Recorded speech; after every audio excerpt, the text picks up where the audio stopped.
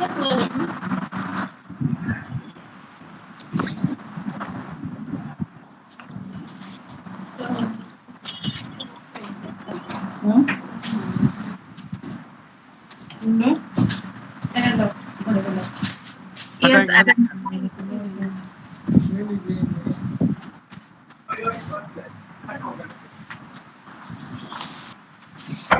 Page निकल गिर गया आपका।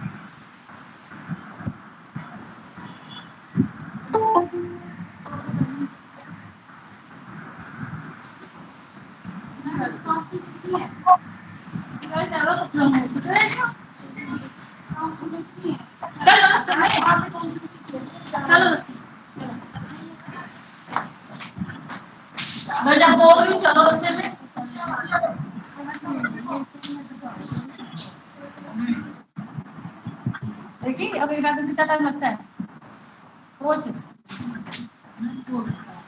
एक का हो गया होता तो चढ़ गया होता तुम्हें सारा काम है ना हाँ और मैं होती हूँ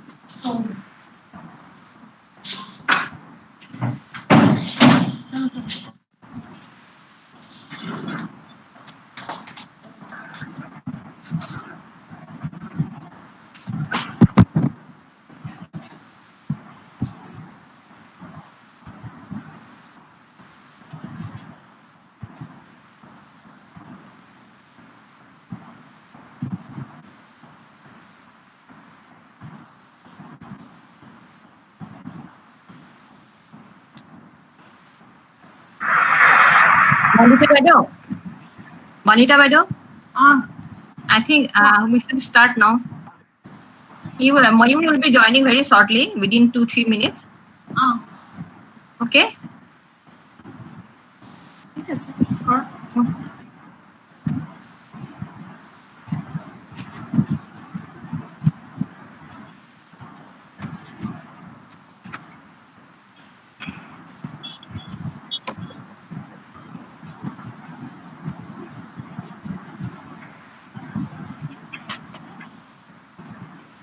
Namaskar.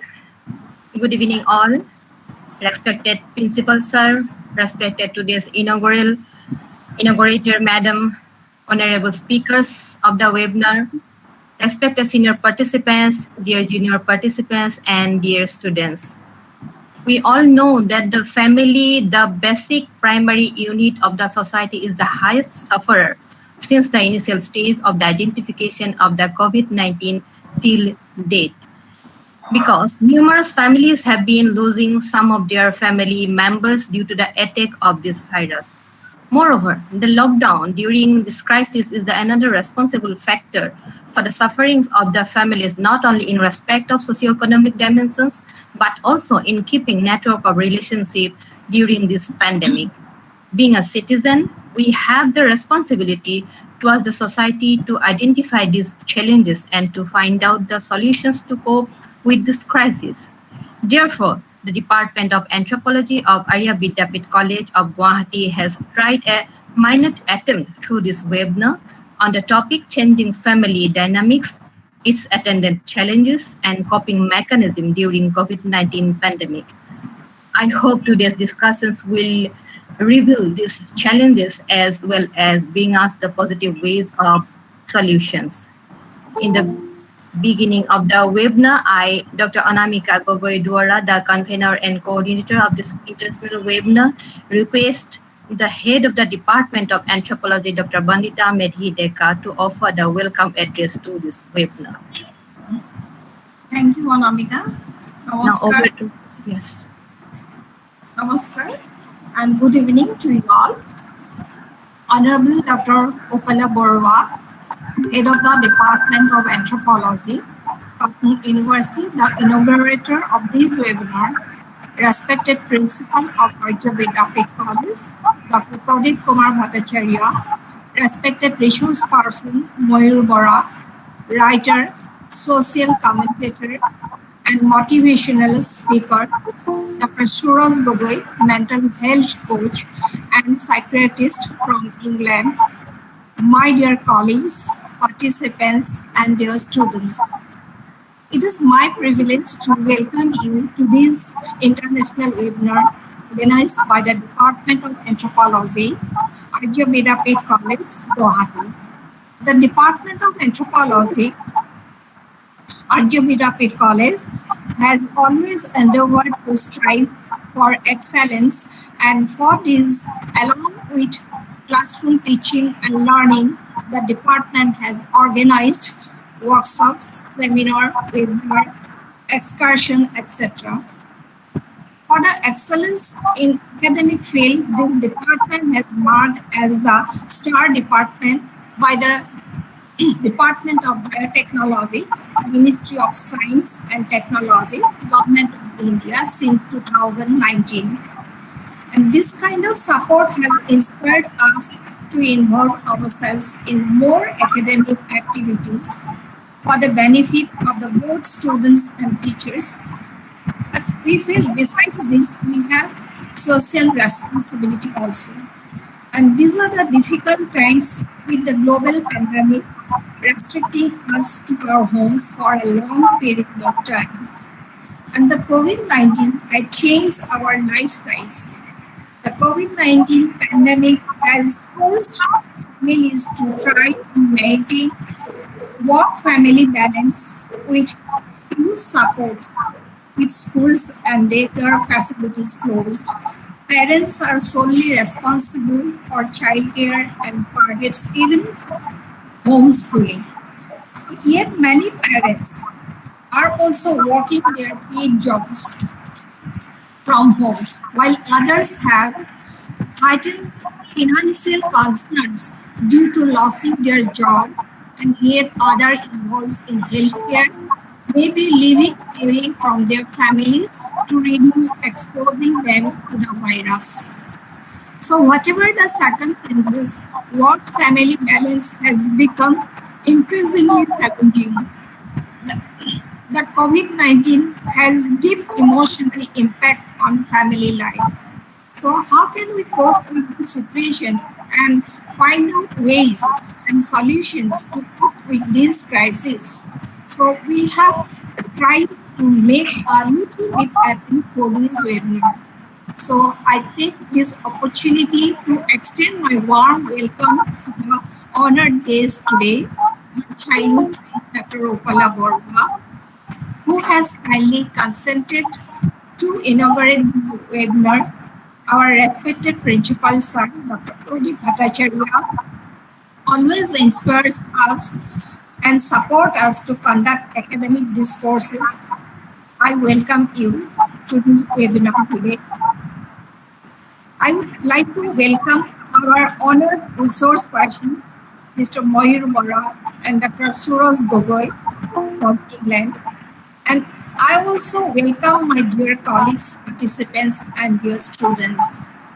And I hope this webinar will be able to guide us to adjust and cope with pandemic situation, and which thereby making this program a success. I once again offer my heartily and warm welcome to you all. Thank you. Thank you, Dr. Vandita Medhi, Madam, for your warm welcome address. We are very happy that we have with us Dr. Upala Borwa, Madam, the head of the Department of Anthropology of Cotton University, as the inaugurator of this webinar.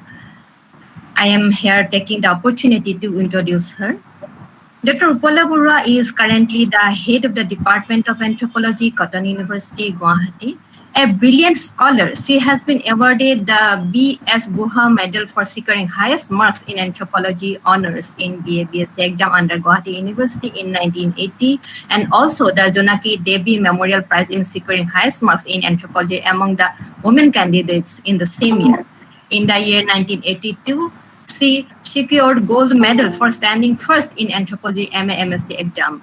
Dr. Borua, Madam, has been teaching anthropology in Cotton University, previously Cotton College, since 1991. She has undertaken several research projects, and her area of specialization includes tribal studies, women studies, intellectual disability, culture of Northeast India, etc. She has guided several research scholars for PhD. She has a good number of research papers and articles in both national and international journals. Now, may I request Dr. Upala Borua, Madam, to offer the inaugural speech and inaugurate this international webinar. Over to Upala Borua, Madam. Thank you, Dr. Anamika.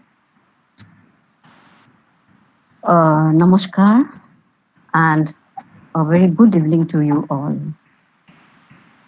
Respected principal, respected head and faculty members of Anthropology Department, faculty from other departments of Arya Vidyapith College, and faculty and senior teachers from other departments or other colleges and institutions. Professor Vinay Kumar Srivastava, sir, who is a source of inspiration for me. I know that you are here, sir. Dear participants, esteemed speakers, Sri Moyur Bora and Dr. Suras Goku, and all the participants of this international webinar today. It's a unique opportunity for me to be invited to inaugurate this e-gathering amidst so many honored guests. I am really honored. And I'm also very happy that this Department of Anthropology of this prestigious college of the historic city of Guwahati, Assam, India, has been continually holding a series of e-events, interactive classes, national and international webinars since last few months, and thereby enriching and widening the anthropology's horizon during these troubled days of the pandemic. A big thank you to the team Anthropology and the team Arya Vidyapith College. As we all know, anthropology's greatest strength lie in its openness to the views and findings of other disciplines without compromising its basic premises of holism that includes biosocial or biocultural approach, then cross-cultural comparisons. We are not limited to one aspect of the one society or culture, empiricism, and time-space dimension. Above all, there is also the negation of what we say, not negation, it's the relativism. We take a relativistic position. Ethnocentrism, it's the denial of ethnocentrism. So these are the hallmarks of anthropology, and today we are looking forward to the views of writer, social commentator, and motivational speaker, Moyur Bora, and a mental health coach and psychiatrist, Dr. Gogoe, and their views. We are welcoming their views on the theme of today's webinar, that is changing family dynamics, its attendant challenges, and coping mechanism during COVID pandemic. And in anthropological parlance, the family dynamics includes the interpersonal relations between different members within the family members and also outside the family members. And COVID-19 happens to be the most terrible pandemic that humankind has ever experienced. Maybe 100 years ago, there was Spanish flu, but the impact of this pandemic has been much more profound because of the globalization and associated changes in the today's critical days. But the ramification of the pandemic created by COVID-19 is much more potent than any other pandemic before, and its results and its impacts are all pervasive. And its effects are universally accepted to be multidimensional. It is not unidimensional. These are multidimensional. And this pandemic has social, economic, psychological, genetic, epigenetic, and many other aspects. Human families in different socioeconomic and cultural settings, in different regions, family members in different age groups are affected differently. Problems faced by the marginal people, the scheduled tribe, the scheduled castes are to be addressed carefully. Apart from the economic loss of sources of income for many families, stigma attached to those affected by this ailment and the associated psychological trauma, labor migrations, we may observe a skewed or a confused socialization process for the young children. I feel for these young children, because schools being closed, access to peer group, peer touch, and school friends, local neighborhood, these are denied through social distancing. Actually, these are not social distancing, it's a physical distancing. So through these, we should use this word physical distancing more, because we can keep in touch with others in socially through other means. Growing children are closeted within the confines of their families, with the elders being busy in their virtual worlds, and they are thereby denied their proper enculturation process, their learning process of the society. They do not meet their peers. So a family is not the only socializing, it's the beginning of socialization process, but peer groups are important, school is important, the community life, the social life, kinship relations, these are all socializing agents. These are almost denied to these children.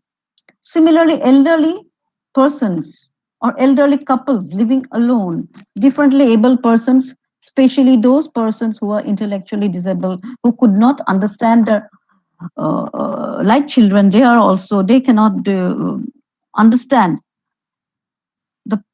why these are happening, why they are being confined within their homes. These are the ones that are hit worst by this pandemic. And there is an urgent need to document these effects in a very proper manner. I will not go into the details, but there are certain positive dimensions also which could be seen during these troubled days. Due to lockdown and physical distancing, family members have come closer, no doubt. The life cycle rituals like wedding have shed much of its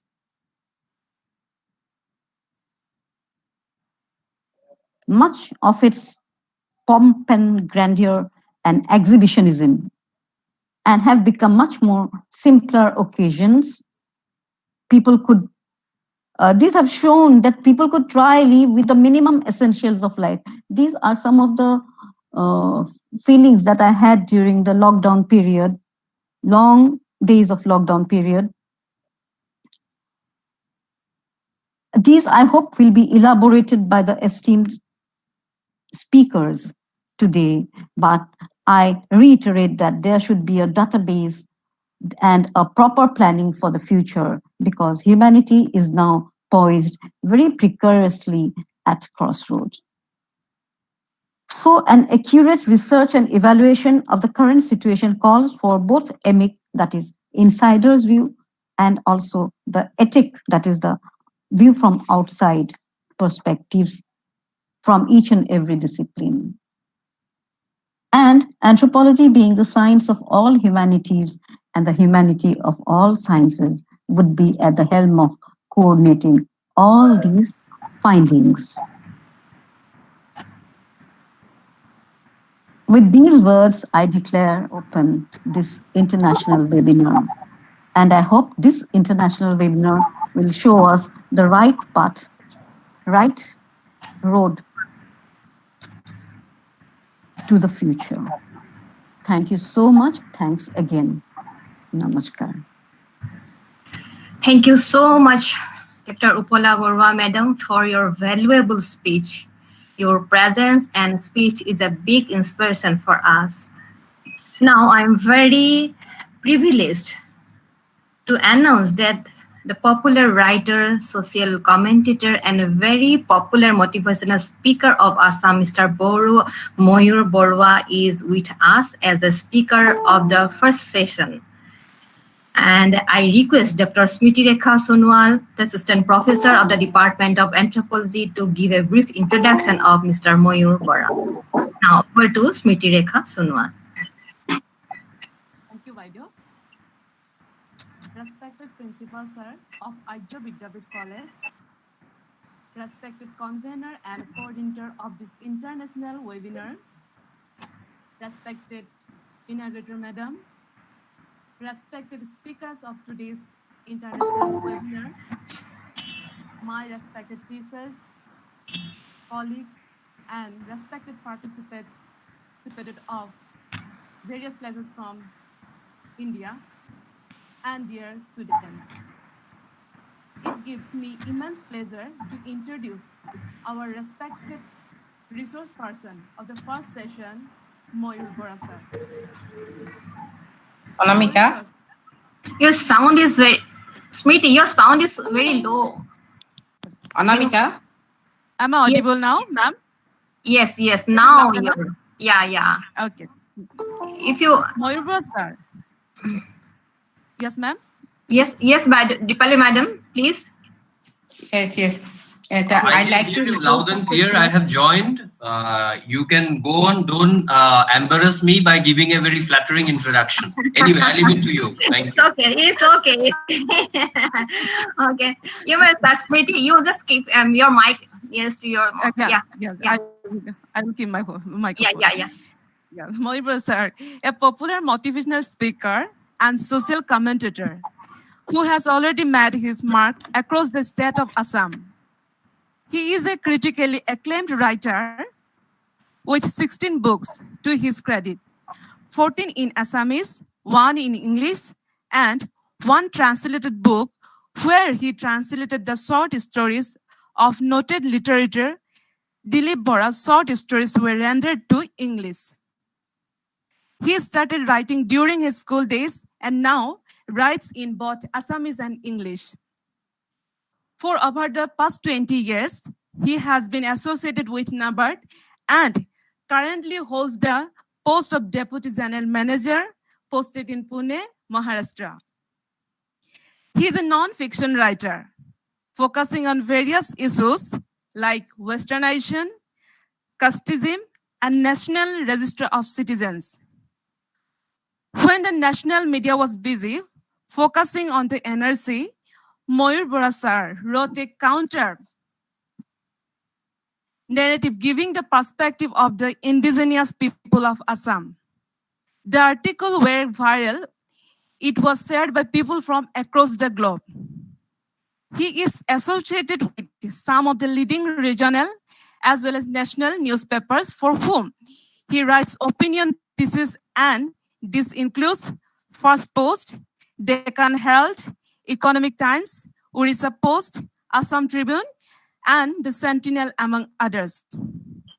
He is also a well-known face on Assamese television. He is a regular panelist in the talk show both in Assamese and English. Additionally, he has delivered motivational speeches in more than 70 colleges and almost all the universities in the Brahmaputra Valley for the benefit of the young generation. He has delivered several prestigious memorial lectures, mainly covering slices of the history of Assam. For example, Ambikakari Rai Chaudhary Memorial Lecture, Puspalata Das Memorial Lecture, Dr. Jugendra Narayan Bhuya Memorial Lecture, Dr. Dulal Chandra Mohanto Memorial Lecture, Dr. Madhav Chandra Bora Memorial Lecture, Padmalusan Bhuya Memorial Lecture, etc. His books have also been selected as a part of the syllabus and competition at various educational institutes. A recognition is a very content with. For his works in the field of literature, he has been conferred with many prestigious awards, including the Sahitya Sabha Award, Karmabir Chandranath Sharma Award, and Dr. Moidul Islam Bora Sahitya Award. Among his most well-received books are Okhomia Swabhimanor Ruprekha and Abegor Kuoli Fali. Thank you, sir. Thank you all. Now it's over to Anamika Madam. Thank you. Thank you so much, Smriti. Now, I now offer very warm welcome to today's speaker of the first session, Mr. Moyur Bora. And may I now request Mr. Moyur Bora to start his session.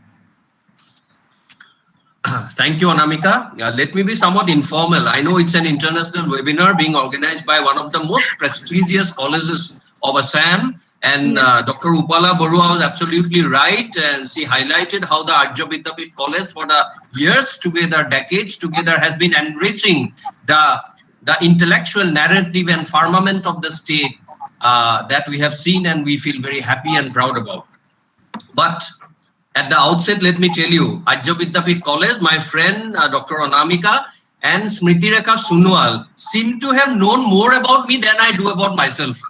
So I don't know all those. Of course, it's a good memory for me. All the things what you have shared is correct only, but generally, as I was expecting, not a very detailed kind of introduction, but I got it. I was very happy that it was given in a way which no person can say that he was not happy receiving this particular recognition in this international webinar at the beginning itself. I thank you for that. First of all, respected, going to the formalities, respected principal, Dr. Pradeep Kumar Bhattacharya, Madam Bandita Medi Deka, who delivered the welcome address, then Dr. Upala Barua, who inaugurated today's international webinar, then Anamika, my friend.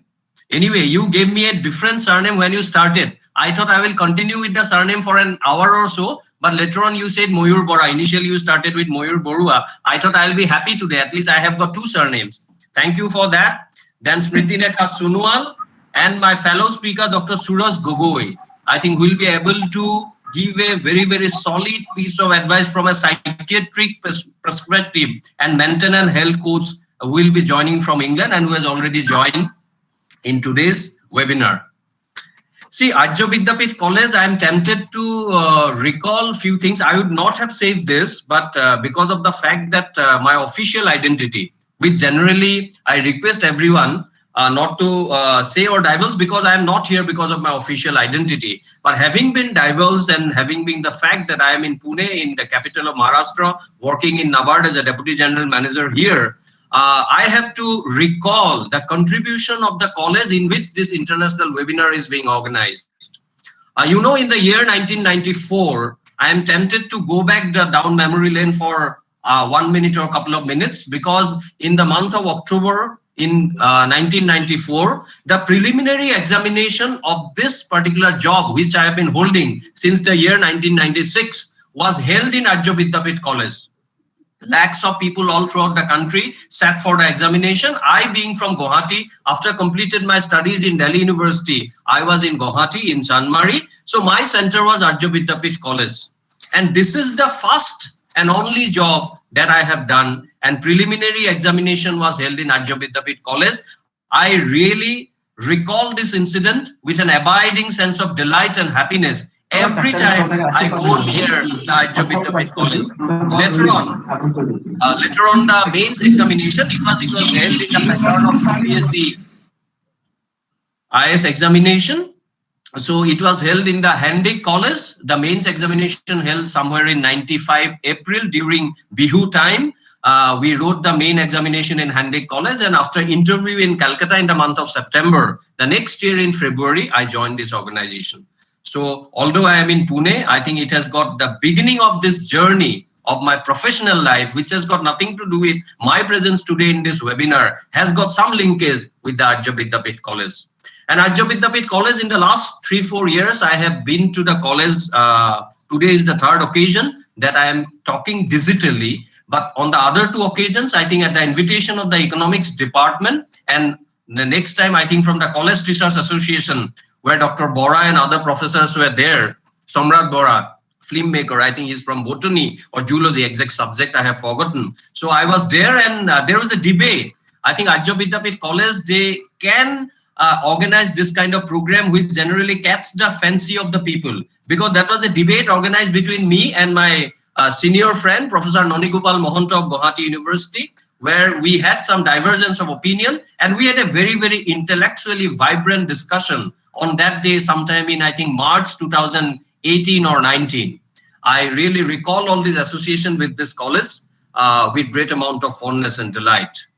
Now, let me come back to the topic that the college has given the fix for today: sensing family dynamics, its attendant challenges, and coping mechanism during COVID-19 pandemic.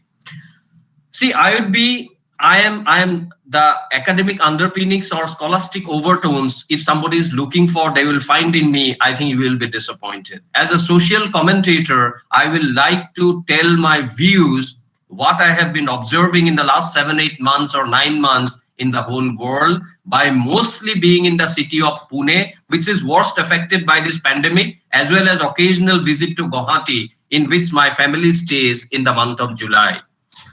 See, to put it on a lighter vein, we know a small, tiny microorganism which we cannot see, not to speak of intimidate it, not to talk of scaring it, not to talk of having any effective medicine to tackle it. I think the microorganism is holding the world at ransom. And even then, in this world, there are very important people. One of the most powerful men or people or the politicians of the world, of the planet, they were very, very skeptical about this disease. When colleges like Dept College, different college, educational institution all throughout the world, and also in the state of Assam in last 5 or 6 months, we are trying to create awareness, heighten awareness among the people that why we should follow certain SOPs, why certain norms to be followed, so that this disease has to be prevented, because once you are affected by it, it leaves a mark on you. You may be asymptomatic, I know many people, but it leaves a mark on their body or lungs and other part of the body. So I think best thing is to avoid it, and that we have been telling. But the two most important, and arguably the most powerful politicians of the world were playing the role of a skeptic. And the first skeptic, Mr. Bolsonaro of Brazil, he was stricken with the disease maybe more than a month back, and now he has recovered. And I know arguably the most powerful man, and unarguably the most difficult and most, the kind of skepticism he has been continuously displaying till 3 or 4 days back, or 1 month back, when he started wearing the mask, and 3-4 days back, he himself has declared that I have tested positive. Yes, my dear friends, ladies and gentlemen, I am talking about Mr. Donald Trump, the President of United States of America, who has already flown on Marine One to a military civil hospital so that he can be away from that, and he can also continue getting treated and also do or function as a President of the United States of America at a time when the election crescendo or the election campaigning is gradually towards a crescendo in that part of the planet. So you have seen how skeptics are struck by the disease, how the virus has really struck those two people who are known as skeptics. And there are many mini and micro skeptics amongst us. There are many people who are very reckless. There are many people who like to throw all the norms to the winds while behaving or while functioning or discharging their duties in society.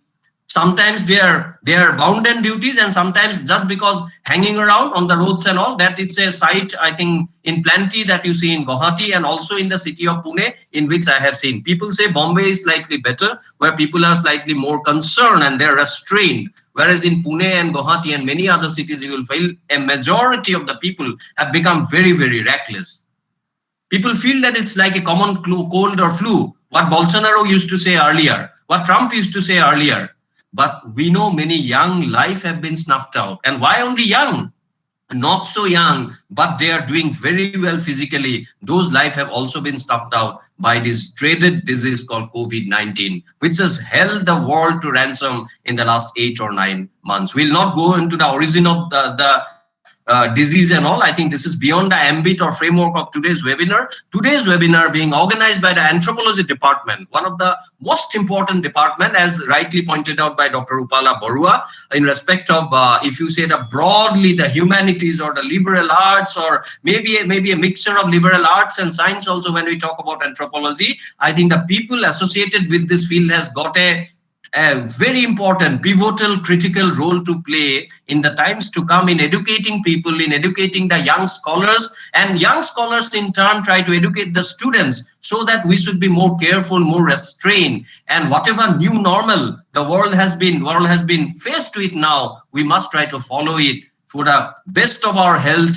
and for the best of the health of the other countrymen with which we are sharing this planet today. So, now coming to the changing family dynamics, that's the first part of the topic. Changing family dynamics, you try to imagine what lockdown has brought about. You try to imagine what the disease, suppose some people, like God forbid, someone in a family of 3 or 4, one person has been affected. And suppose he or she has been hospitalized. Now the question of home quarantine, those things have come in Assam in last 1 or 2 months only. But before that, Mr. X or Mrs. Y, with their 2 kids, if one of them has been struck by the disease, he or she has been taken to a COVID care center.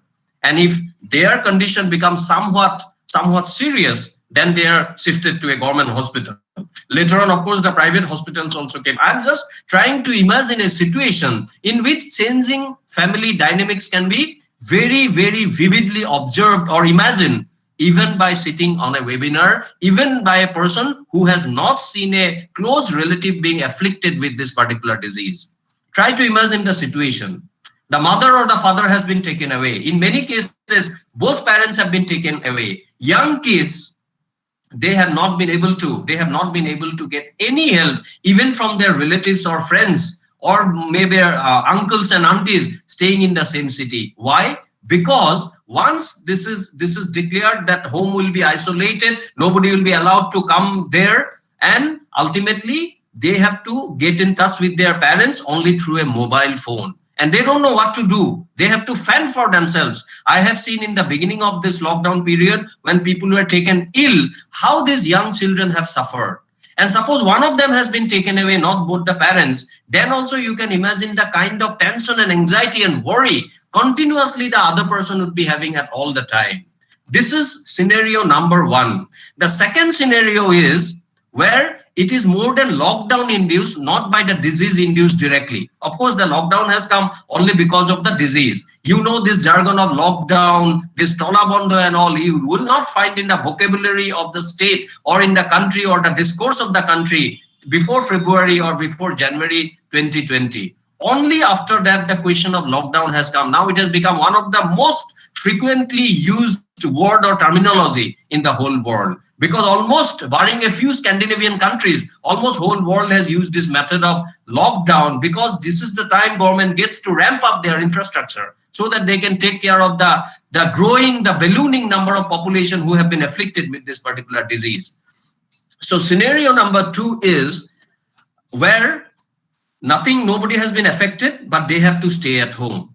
Now, many will say middle class mind is an asset, but middle class mentality is a liability. That's a famous statement of a scholar or an academic before the French Revolution. I don't want to go into details in what context he said that, but it is very, very true in all the time in last 300 years, or maybe from 1789, when we see the onset of the French Revolution in France, in Europe. See, why middle class mind is an asset? If that is a middle class family, if they have got a television, if they have got an internet connection, if all their provisions and all their vegetables have been assured by a system which was quickly put in place by the people who live in towns and cities, their problem is of different nature. They felt bad. They have not been able to go out. They have not been able to go out to the shopping mall. They have seen a different world, but they have quickly invented the pleasure of Netflix. They have quickly invented the pleasure of recording a song, sometimes in very good voices and in good, in the right way, in Star Maker and all, and sometimes not very good way, but trying to bore all their friends by giving it all the time in Facebook.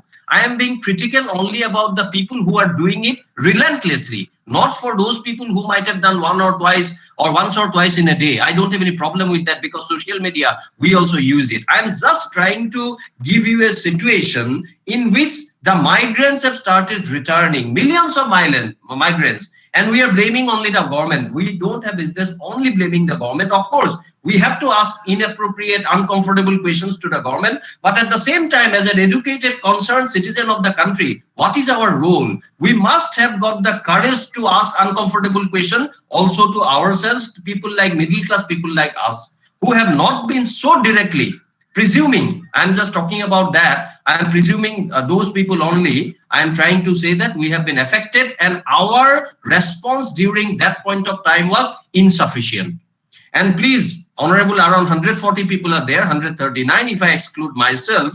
I'm not trying to blame anyone who have joined this with a lot of eagerness, enthusiasm, because of the prestige associated with the topic and also with the college and also with my fellow speaker, Dr. Suras Goku.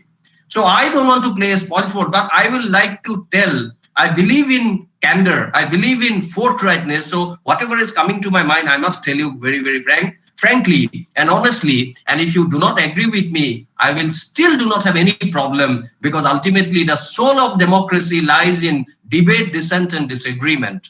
We can coolly do that without getting disturbed about the fact that somebody has not accepted my point of view.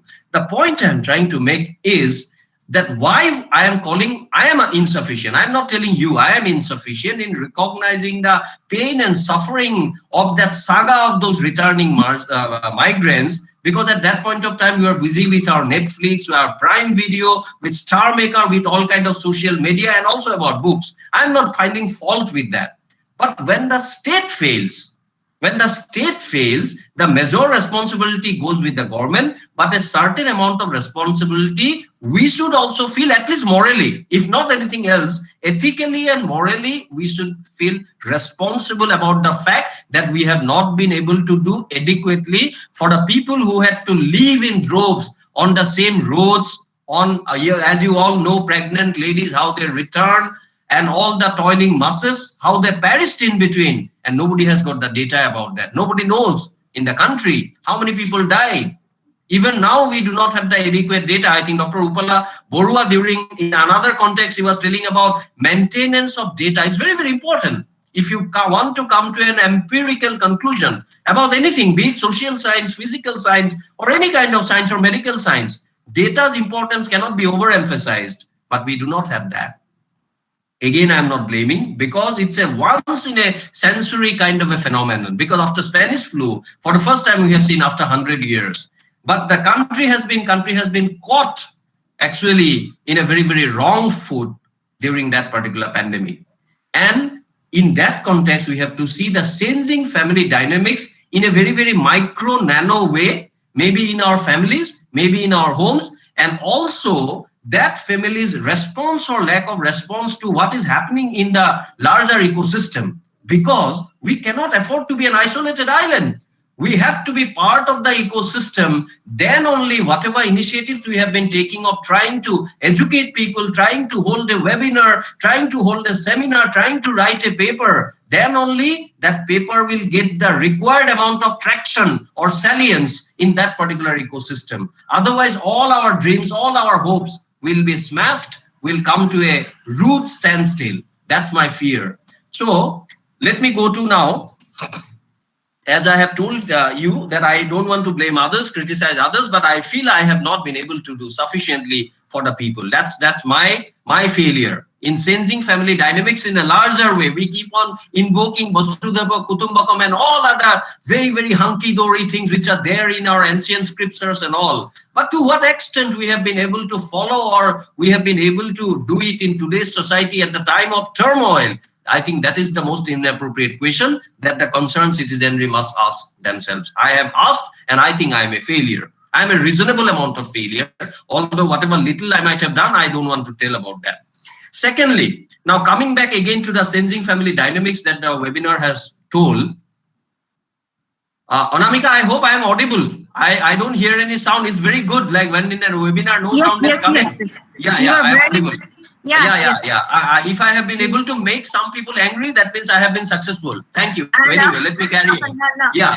Now the question is, let me give another kind of scenario. See, when you say sensing family dynamics, because I am not an anthropologist, so I am not, will be the restrictive confines of anthropology will not be able to bind me. Even otherwise also I am difficult to define, difficult to bind. That's what people say. That's one of my other weaknesses also. I don't have much of strength, all weaknesses. Let me tell you, other ailments, I think all of us have seen. Now let's come back to the middle class family. See, during these COVID times, how our relationship with doctors, with physicians and other people have been affected. They have been hailed, they have been eulogized, they have been praised, rightly so. They are the frontline workers. As earlier, the country was praising only the army and the navy and the people, the soldiers, but doctors generally were not given that kind of a response till the time someone in the family falls sick and some doctor comes and with his expertise helps in recovering. But now over the world, all throughout the world, I think the importance of this profession has been very, very, robustly highlighted, and it is the need of the hour. They need our salute. We salute all, not only the doctors, all the frontline health workers, but at the same time, without blaming the doctors' fraternity, I'm just trying to invoke a particular point, which I think as a educated, concerned citizen of the country, of the world, we must think about. See, other ailments and COVID. And this is again, I'm not blaming why. This is a once in a century kind of a phenomenon. We have seen in Guwahati, we have seen in other places, we have seen all across the world where people suffering from cancer, people suffering from other serious diseases, how they had to suffer a lot during that point of time because of difficulty in getting adequate treatment or timely treatment for their pre-existing or newly discovered disease, which is not COVID-19. But again, I think situation is gradually coming. The system takes time and we don't have to blame people because it's a new situation, new normal, but gradually now system has been put in place where a segregation has been done in all the hospitals, including private hospitals, where COVID-19 patients and other patients have also been taken care of. So I will not go into those details. It doesn't have direct impact on the topic of the webinar, that's the sensing family dynamics. The first part I am just talking about. Second and important thing I would like to point out, which is not very pronounced in Assam, but it is very pronounced in Western India, the place where I stay, and the metro, which is around 120-40 kilometers from Pune, that's Mumbai. I know 2-3 instances personally, and from the newspaper and other reports, I know many other instances, some very bright minds, those who are in early 30s or mid 30s, those who have passed out from very prestigious educational institutes like IIT and other engineering colleges and MBAs, they are having a tough problem which the country has not been able to sufficiently, because I'm not blaming, because the other problems are so huge. This is a problem of a minor section of the people. Somehow we have been insufficiently discussing about it. I'm just trying to amplify that. I know many people, and I have read about even more number of people, that young ladies in 32 and 32 who have been earning and who had taken loans, who had got huge EMIs to pay every month because of the house and the cars. Now they have suddenly lost job. Some of them, their salaries have been reduced very, very drastically. Now this is creating huge amount of difficulty for them to repay the loans that they have taken from the bank. But some of you may be wondering, what is the relationship with the sensing family dynamics? It is not an indirect relationship. It is a direct relationship that I would like to invite your attention to. You know, in western part of India, many ladies in 32 and 33 years of age from very good educational background, social background, quote unquote, social background being from good family, not necessarily anything wealthy will be always good, but that's the general acceptance in the society. Those people are forced to rent their womb. They have become surrogate mothers. Can you imagine? I know many cases, because otherwise, see, bank EMIs and other things have been deferred. Moratorium has been announced, but it is for a particular period of 3 months, 6 months, 9 months, or at the most for a year. Beyond that, the loan has not been waived off. And how they can waive it off? Because bank also, they don't print money to give loan. They will be raising deposits from you, and from that deposits only, they have to pay you interest, and out of that a portion has to be given as loan, and they have to get higher amount of interest so that the bank's cost can also be made in the process. So in the process, what has happened, banks cannot pardon, excuse, give an amnesty that whatever loan has been taken, this is not the ideal thing, this is not the expected thing also of the concerned people, the people who consider themselves educated and enlightened. But in the process, what has happened, some of the ladies, they have to go for renting of their room. This is having a terrifying effect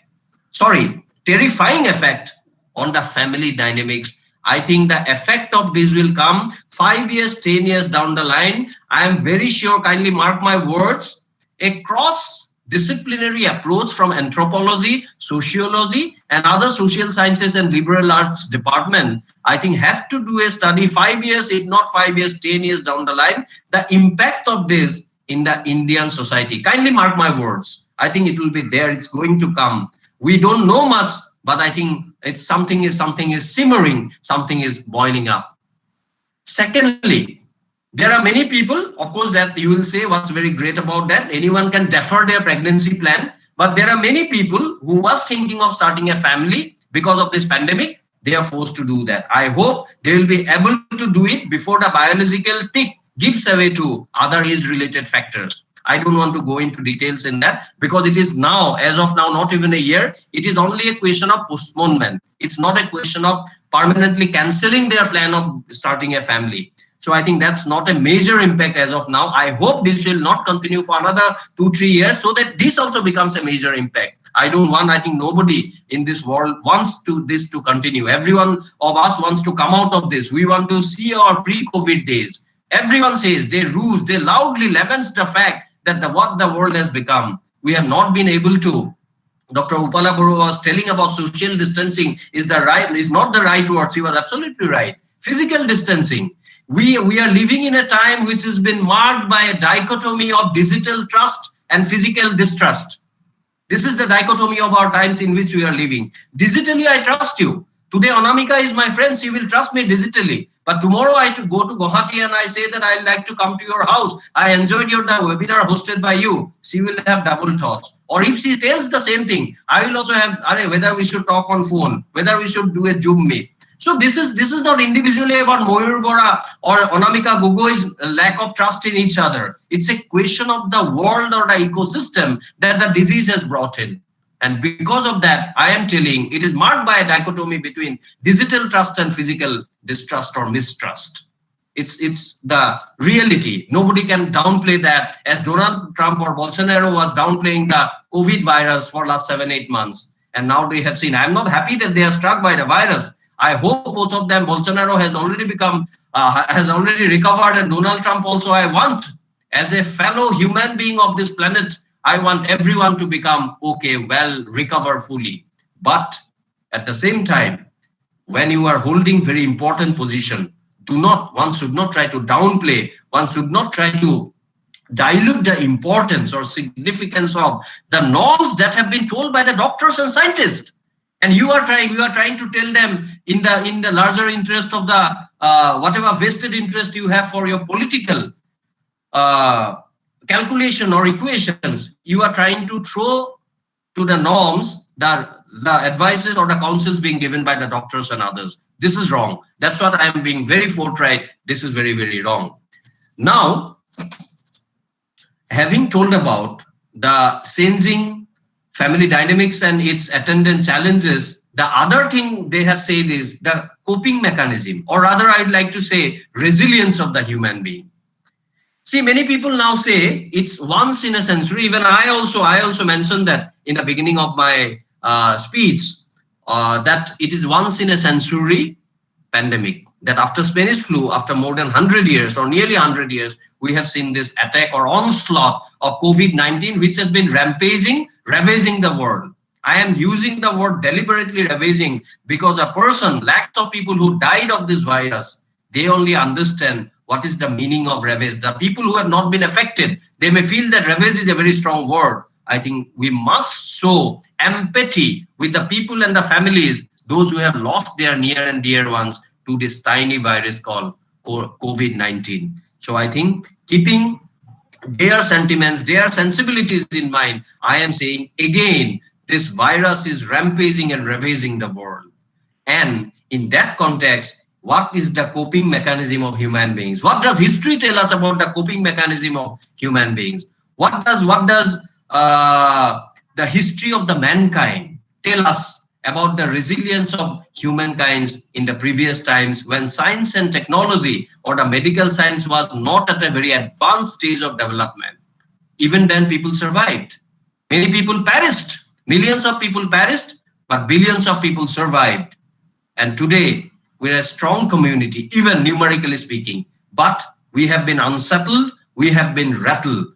Notwithstanding what Bolsonaro says, notwithstanding what the skeptics say, the world has been unsettled and rattled by this tiny microorganism called COVID-19. There is no denying the fact. But since we have been unsettled, since we have been pushed to the corner, we must try to invoke, without diluting the norms to be followed as advised by the doctors and scientists, we must also take some solace and some strength from history about the resilience of human being. I think when Anthropology Department of Dept College, being the prestigious college, they talk about the coping mechanism, I think they mean to say the resilience only. Because that resilience, that coping mechanism is very, very important. That is the beacon of hope. Many people say that we are in a tunnel now. Very soon we are going to enter the tunnel, we're going to see the light.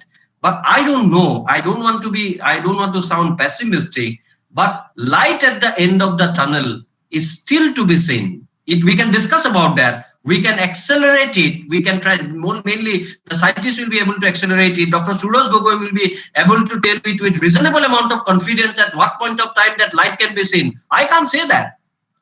I don't want to sound pessimistic, but I don't see the light at the end of the tunnel now.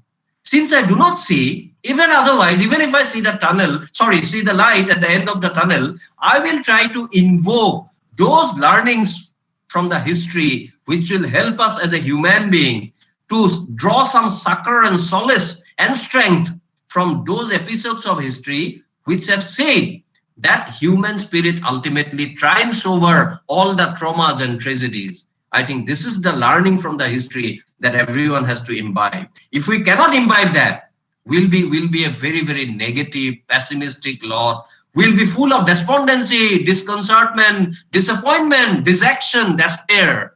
We'll not be able to go out of that. We'll be bogged down by this negative phenomena or feelings. We'll not be able to come out to a time in which we can look up to the sky with some hope and optimism. I personally believe, and I request all of you, that one should not lose hope. It may sound very pontifical. It may sound like a cliche. It may sound like a plain platitude. But even at the risk of sounding like a cliche, hackneyed word, I would like to say optimism is the only thing. Optimism, if you can mix it with rationality and pragmatism, I think there is some hope.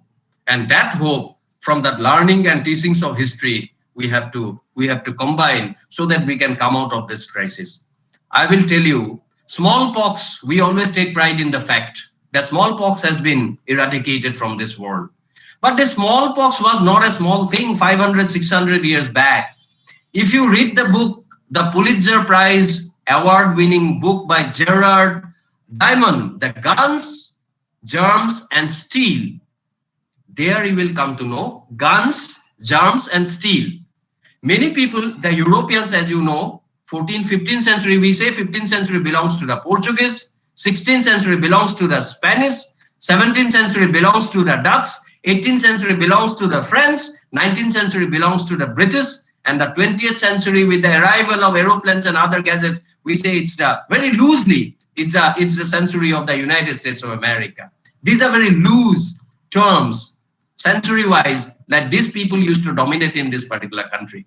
I am particularly invoking the 15th and 16th century, when European powers, after the military prowess and the naval maritime prowess of this Iberian Peninsula, that's the Spain and Portugal, you will see that much of your South America, which later on came to be known as Latin America, due to the language being spoken there is Portuguese and Spanish. In that particular thing, smallpox was not a small thing. And the book I was referring to, this book tells about very, very conclusively and convincingly, it is not because of the superior intellectual prowess of the Europeans that they have been able to dominate the world. It is because there are many factors, there are multiplicity of factors because of which European powers for 500, 600 years, they have dominated the whole world. But it is not only, many people think, white man, we have got many hangover also. I don't want to go into details because these are facts of history. But it is not because of the Boga Sahabor, Teoluke basic kotha janisil, intellectually they are much more advanced, not that kind of narrative which is very popular in our colloquial or in our local idiomatic things that we keep on referring to. Let me give you an example. That's in that context I was telling smallpox. See, there are many famous civilizations, Aztec civilization, Inca civilization, Maya civilization, they grew up in that part of the geography. That's in South America and Central American, the country of Mexico. How these civilizations have been totally been eradicated? How they have totally been destroyed, decimated, and demolished? How they disappeared rather? Is it because it's not because of one factor? I'm saying that it's not because of one factor, but it is also not because of the factor that European people who came and dominated, they were much more advanced. They were advanced in certain cases because they were having guns, they were having steel, they knew how to mold steel, make some weapons, but most importantly, which we tend to neglect, they were also carrying germs. The germs called smallpox and many other diseases where the local population of South America were totally unexposed to. When a new germ comes, and these people by that time they might have already developed the immunity to those germs. And the South Americans, especially the Inca civilization, Hernan Cortes of Spain, that 500 years back, he's known as a scholar, celebrated as a warrior. But what has happened? The kind of germs they carried to the other side of the Atlantic, other side of the world, and there, because of the germs that were carrying mainly smallpox, the whole civilization disappeared from the face of this earth. So this is the importance to what extent, or this is the terrifying, horrifying effect of germ or a disease on a huge section of population who were instrumental in erecting a civilization which is so glorious, so beautiful, so wonderful in many spheres of human life, be it art, culture, be it their local cuisine, be it local clothes, be it their own norms and behavior. This was an important slice of Maya, Inca, and Aztec civilization. Everything disappeared, especially Inca civilization. Everything disappeared. I mainly attribute this to the germs and the germ of smallpox. That is why I say smallpox is no small thing. It's one of the biggest problem, the most terrifying, horrifying disease or the germs that has been taken by European to the other side, and due to which that the civilization disappeared from the face of the earth. Many people will feel that I am trying to oversimplify. Yes, there are many other reasons. I am just trying to attribute the main reason due to which those civilizations totally disappeared from that. But now in what context and why I am saying about disappearance? I am talking about optimism 10 minutes back, and now I am talking only about destruction. Why? Because it is only because of the fact that coping mechanism of human beings. It is only because of resilience of human being. You see, the remnants of the culture of Inca, Maya, although they have been dominated by European powers, although the South America and Latin America, still many educated people do not know the difference that South America is a geographical concept, whereas Latin America is a linguistic concept. Latin America, if you try to measure in geographical terms, it will be bigger than South America, because your Mexico, which is otherwise in North America, comes in Latin America. But I am not here to tell something about geography today. What I am trying to tell, that remnants of the old civilization survived. Many people died, but all the people did not die. All the people did not perish. Ultimately, that shows the resilience of human being. That shows, you may feel that I have destroyed my enemy. There are many people. I think the famous word of Old Man and the Sea. I'm just forgetting the name of the famous author who committed suicide, Nobel laureate. The name immediately has not come to me. He said that man can be destroyed but cannot be defeated. And also, what the 2,500 years back, what Confucius said, our greatest glory lies not in never falling, but rising every time we fall. Because we have fallen innumerable times. Human beings, mankind, the humankind has fallen innumerable times from time immemorial. The fact that we are falling, that means we are learning. And the fact that every fall has not ended into a permanent fall of the humanity. In fact, every fall has ultimately led to a permanent rise of humanity from whatever learning they have imbibed from that particular fall. And that is why the context in which Confucius said 2,500 or 3,000 years ago that our greatest glory lies not in never falling, but rising every time we fall. I think those contexts we have to see in the larger context of this resilience of human beings, the resilience of people, how they have survived, how they have taken all those things in their stride.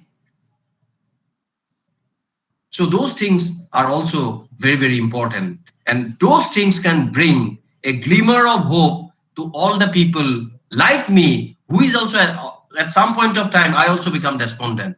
I'm not a machine, I'm not a robot. I'm also a human being with my own susceptibilities, vulnerabilities, strengths and weaknesses. I also feel that when I hear that in Pune, so many people, that Pune has overtaken Bombay in terms of daily discovery of new cases of COVID-19, I feel bad. Mumbai being the largest or the second largest, Pune being the 9th largest city in the country, that how this small compared to Bombay geographically, how it is overtaking. That means the percentage of people being infected is so huge, and I'm staying in this city away from my family in Guwahati. So definitely, if I'm not a robot, if I'm a human being, I'll be affected by that. I will have some amount of despondency. I will have some amount of a touch of dejection at times. This is normal. But my despondency, my dejection, like the despondency and dejection of all other people of the world, at some point of time in their life, has to be a temporary phenomenon. That is what people tell us. That is what history tells us. That is what science tells us. I don't know what exactly anthropology tells us. I think for that, all the scholars are there. You can enlighten, you can elucidate, you can enunciate, we can learn. But as an informal student of humanities and a dispassionate observer of human behavior over a period of maybe 2-3 decades, whatever little understandings I have about history, about political science, sociology, little bit of anthropology also here and there, I can come to a conclusion that light may not be visible at the end of the tunnel, but the fact that light, figuratively speaking, metaphorically speaking, will always be there. It will be there on literally, not only figuratively or metaphorically, but for that light to come, within our hearts and mind and really enlighten us, really give us hope, really give us optimism. I think we have to follow first and foremost what our scientists and doctors say, what the frontline health workers say. That is our rule number one. There is no denying the fact. There will be some discrepancy, there will be some different schools of thought among the doctors also. But we, as a human being, as a concerned citizen, we keep on claiming, no, we are the concerned citizen of the country. We know we are enlightened, we are educated, we have this degree, that degree. PhD, this, that, then we can always be, we should be able to say that we'll be following these norms that has been given or counseled or advised by the doctors. Secondly, we should not lose hope. And third and most important thing is empathy. Empathy not only for the returning migrants, large swaths of people had come, empathy also for the educated, elite, wealthy at one point of time, those ladies who had to rent their wombs. Empathy also for the people, because of this lockdown time, we know only the good stories, Netflix, that Star Maker and all, but you know, in some of the families, you will be knowing it better. And that in the context of Assam, I am telling you that because of continuous lockdown and people used to stay at home only, there was some amount of domestic violence also rising at that point of time in some of the homes. It may not be for everyone, but even if it has happened for 10 or 20% of the families, then I think can be an important area I am flagging for the future scholars of anthropology or other humanities, sociology, who can really go deep into this, and how lockdown, in the ideal situation, we feel that our relationship have been strengthened, because earlier we hardly had any time for our kids, or husband for the wife, or wife for the husband, especially after 5 or 10 years of marriage.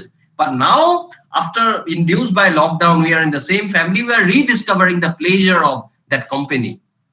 But at the same time, there are some families where completely contrary, the reverse is happening. I think it should catch the fancy or the attention of the scholars who is going to do some research on that. Then only if the God forbid, 50 years down the line, or maybe 75 years down the line, another crisis comes. I think whatever we say, pray, I think some crisis or the other will always be there. Otherwise, Confucius would not have said 3,000 years ago that this about adversity. We hear so many different kind of adages, so many different kind of dictums and maxims that adversity can help people to evolve. Right? There are many in all the languages you will find, in Assamese, Bengali, Oriya, Hindi, Spanish, Latin, everywhere you will find. Why? Because the humanity over a period of time, if you take into account 10,000 years, 1,000 years, or 2,000 years, they have seen the same kind of phenomenon. Human history is not only the history of wars and battles. Human history, many people have a wrong notion of son trying to kill his father to become the king, as we see in many medieval times in India, and to some extent in Assam also. Assam it is very less, but in mainland India you will find it more. That's why people tend to get an impression that this is the history. When we talk about history, it is like one dynasty replacing the other. The real history lies with the common people. When there is sense in the way of production of things, then only the real wheel of history has sense, we can say. The human history is also a continuous history of migration of people from one place to the other. And in the process of this migration, many of the diseases have spread, many civilizations have perished, and many have thrived. And there collectively we can see the resilience or coping mechanism of humanity, coping mechanism of mankind. And fourthly, and most importantly, human history is also a history of our fight with different kind of diseases. And ultimately, despite losing a sizable chunk of our own people to those diseases, ultimately the human spirit has triumphed. And that is the possibility of human spirit triumphing or being triumphant at the end can bring that light at the end of the tunnel in this particular period of time also. I am very hopeful. I am very optimistic. I have got tremendous amount of trust in the capability of the doctors and scientists who are working round the clock without wasting. They are not leaving any stone unturned. I am very, very optimistic. Some vaccine, some medicine will come out, and that will be the beginning of that light. But for that light to survive, to medicine to become like a panacea or effective in all spheres, we have got a duty. We have to follow the norms, and we have got a duty not only for our own family and friends. We have got a duty for the people whom we feel they are less privileged, They are disadvantaged section of the population, bottom of the pyramid. They may not be knowing certain norms. It can sound like a luxury for them. A mask can be a luxury for a very poor man. It can be. For me, it's a question of whether I should wear a blue mask because I'm wearing a dark blue shirt today. Tomorrow, if I wear a yellow one, should I wear a yellow mask? This is a luxury for me. Of course, I will follow the norms, but I will try to match. There is no harm in doing that. If I can do that, I'll do that. But at the same time, when I remove my yellow mask, when I remove my blue mask, I should not unmask the mask of humanity. That's the most important mask. And with the mask of humanity comes the mask of rationality, the mask of responsibility, the mask of accountability that I have for the people who are less enlightened, less educated, less privileged. For them, I have got a bounden duty as a proud citizen in a democratic republic called India and a part of this planet called Earth. We must try to do that. If I can do that, or if I can say at the end of, at every night I go to bed, I can say that I have done that or I have tried to do that.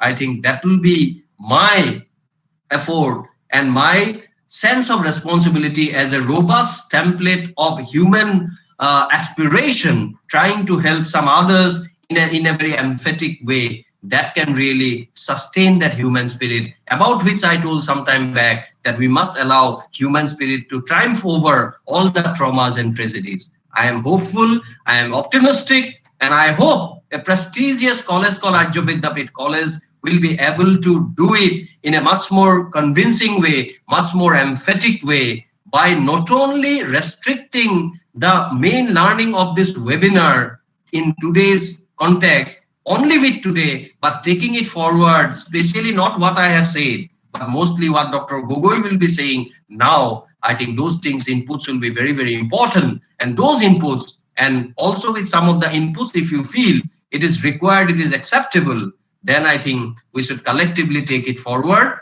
for the betterment of this humanity, for the betterment of the people of Assam, India, and the whole world. I think with these words, I have already, I can see, 5 minutes past 7 o'clock. I have overshot my time limit.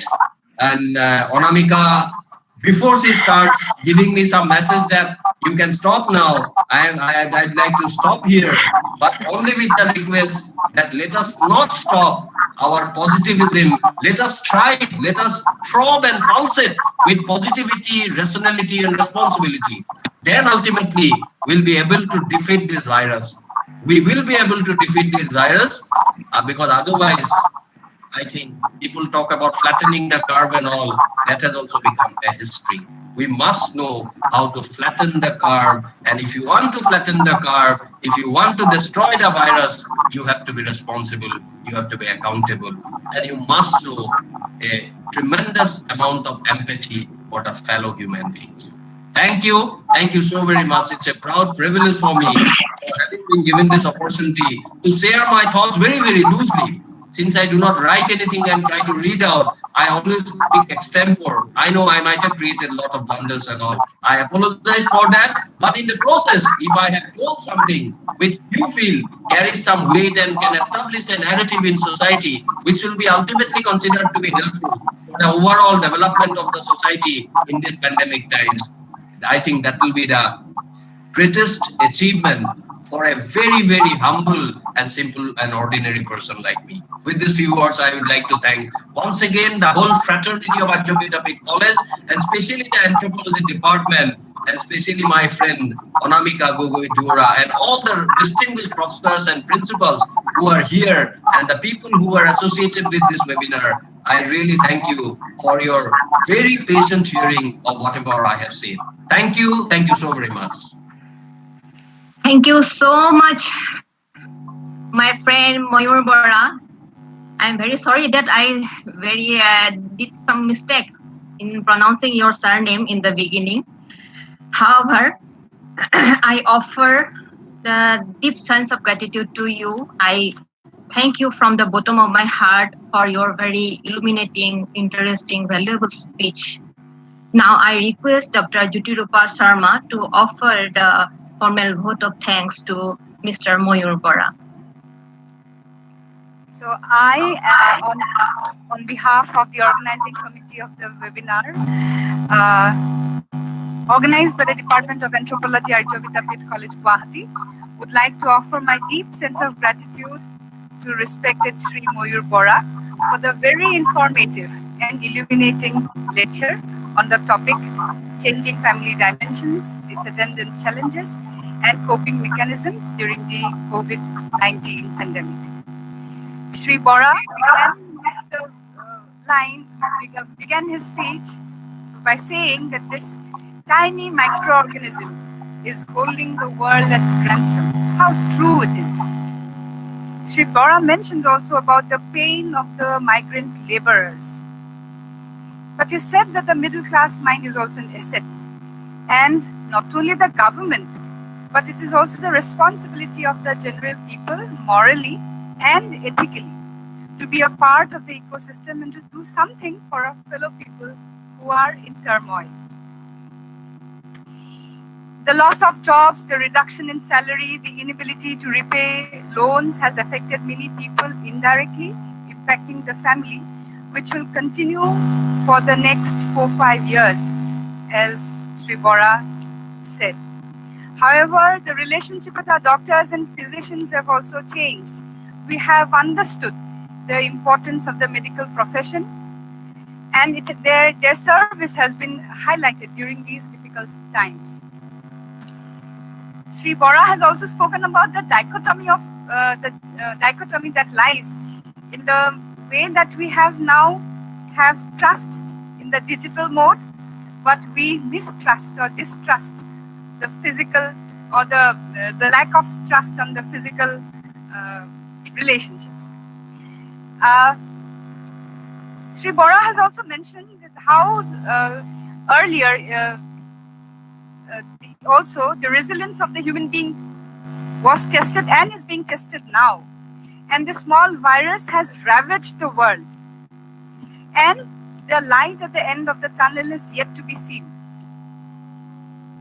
Sri Bora had spoken of the earlier instances in history where smallpox brought by the Europeans wiped out many civilizations like the Mayans and the Incas. In this context, Sri Bora said that we should have empathy and we should learn or invoke learnings from history and draw succor from the fact that the human spirit always triumphs in spite of the challenges. This is a very important point which he has mentioned, and I thank you for that. And he also mentioned about the saying by Confucius, who said that our greatest glory lies in the fact that we should rise every time we fall.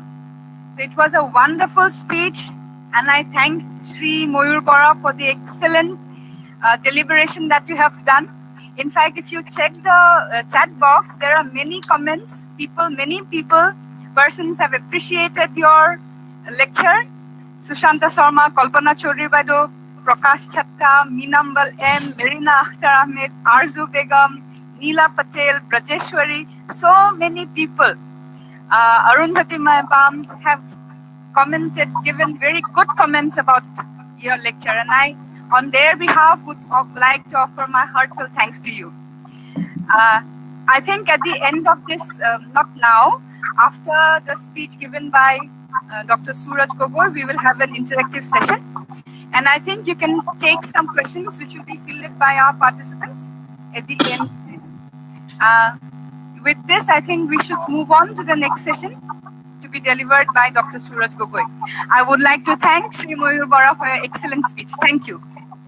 My pleasure. Thank you. Thank you so very much. The author's name I forgot was Ernest Hemingway. Yes, Ernest. Yeah, Hemingway. It's not didn't come to my mind. Anyway, thank you. I am eagerly waiting to hear Dr. Gogoi.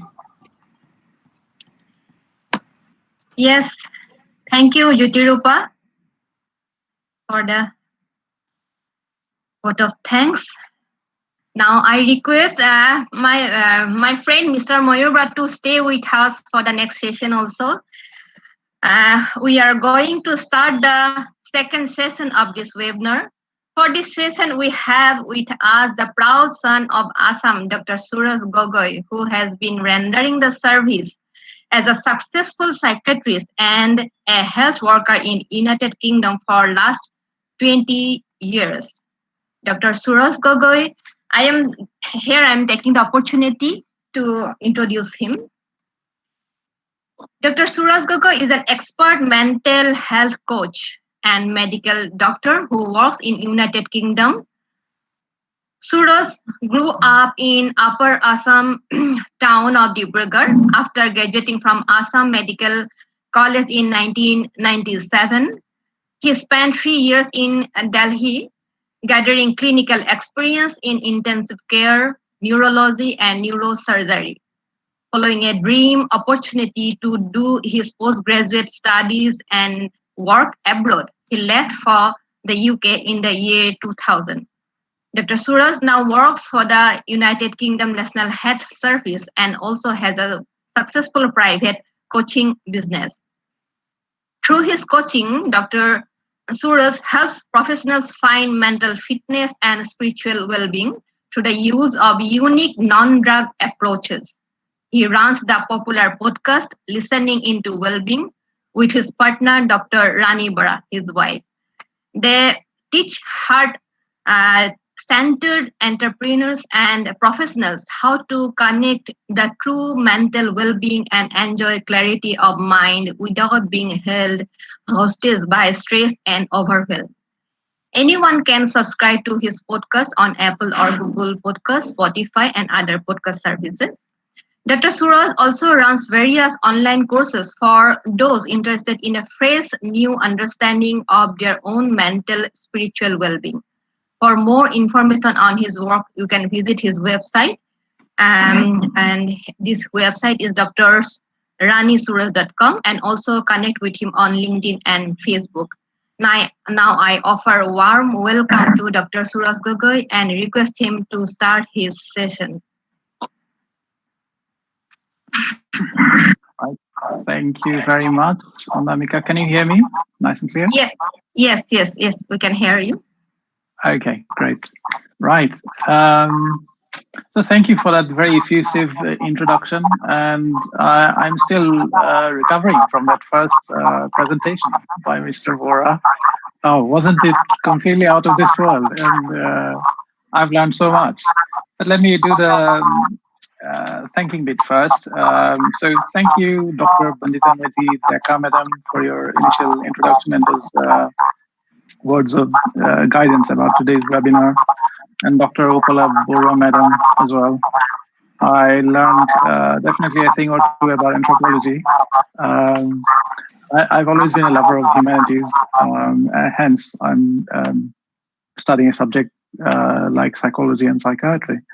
Also would like to thank Principal Sir Dr. Pradeep Kumar Bhattacharya, Dr. Jyotirupa Sharma, and of course, Ms. Smriti Rekha Borua. Hope I've got that surname right. Sonowal. Sonowal. Yes. So I think it's something happening today. We're getting our surnames wrong. Yeah. No problem. No problem. And of course, Anamika, thank you so much for inviting me to be part of this wonderful community of people today. And I'm having a really good time. I would have much preferred to sort of sit back and lay back on the sofa and listen to incredible speakers like Mr. Vora. So I was just going to say at the forefront, yes, there's a sort of, you talked about the the dichotomy of digital trust and physical mistrust. I've got none of those. So you are absolutely welcome to England, Mr. Vora, when you are here. And I'd love to spend a week together just to kind of pick your brains on so much you have to offer. I accept it. So I don't know if you'd be welcome in Anamika's house. You are certainly welcome in mine. That's pretty well said. I'm sure Anamika's doors are open as well. So yeah, we live in interesting times.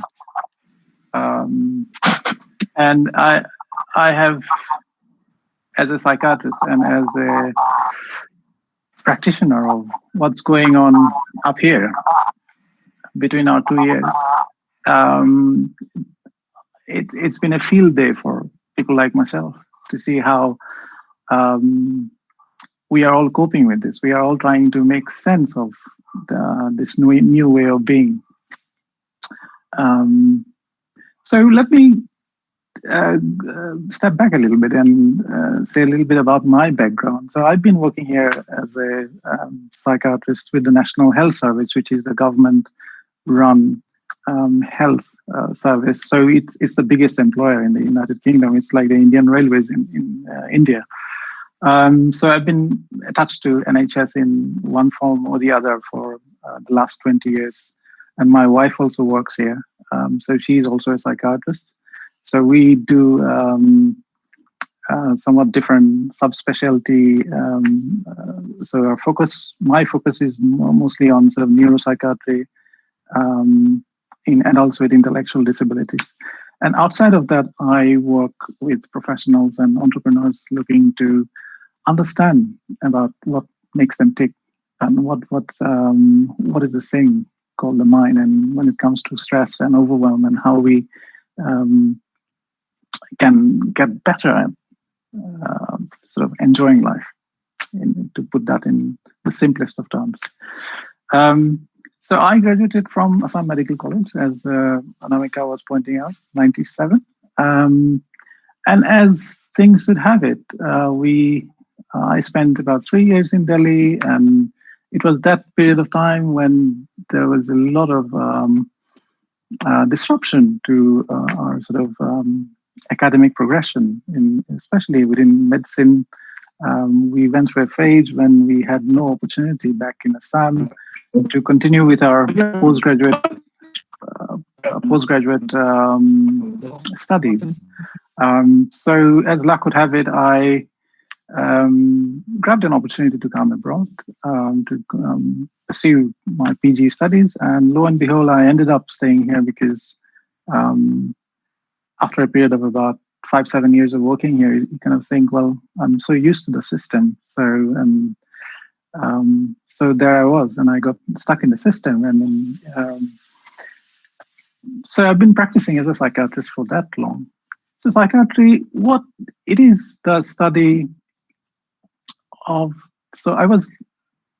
it is the study of the mind in a way. So the difference between psychiatrists and psychologists, as many of you will know, is psychiatrists, we are sort of medical doctors, and we're specialized in the subject of psychiatry, and we can prescribe and do all those medical bits and things, where psychologists, they don't usually. And being a psychiatrist, I get to see a lot of suffering in my day-to-day practice that people experience throughout life. So I get to see that child who is anxious and afraid to go to school because they don't want to face, let's say, another day of bullying or something. I get to see the child who dreads coming home from school because they have to face a parent who is struggling with alcohol addiction or something at home. And I see that young university student experiencing sudden severe anxiety that we call panic attacks when facing a social situation at uni. So on and so forth. You can imagine the breadth of suffering that we human beings experience and we go through. So in the context of where we are now, we are in that sort of tunnel, as Mr. Vora was pointing out. And it's hard to see the light at the end of the COVID tunnel. And I hope with my presentation, I'll be able to kind of help you light up the tunnel instead of being depressed about not seeing the light at the end of it. So how about lighting up the tunnel? Is it possible at all? And to talk about the question about how can we cope with what we are experiencing right now? In other words, what is resilience? And how can we get resilient? And where do we find it? Where is resilience? So, and this is all my personal experience of exploring these entities, exploring these kind of truths for myself. What do they mean? Where does my stress come from? What things stress me, and what causes stress? What is the relationship of stress to my mental state at any given sort of time frame? So while preparing for this kind of talk, I was thinking, if there is any one important information that I can put in a single capsule of well-being or something, what would that be? So I came up with, I think, in such a short, sort of 40-minute, hour-long discussion here, and I'd like to leave some time, like 15, 20 minutes later on for a good discussion. I think that'd be amazing to be able to do that and see how this resonates with people. So if there was one single sort of takeaway I'd like you to get from today, from sort of my sharing, is you are not who you have been conditioned to believe you are. So you are not who you think you have been conditioned to believe you are. So what does that mean? So I'm talking about our sense of identity.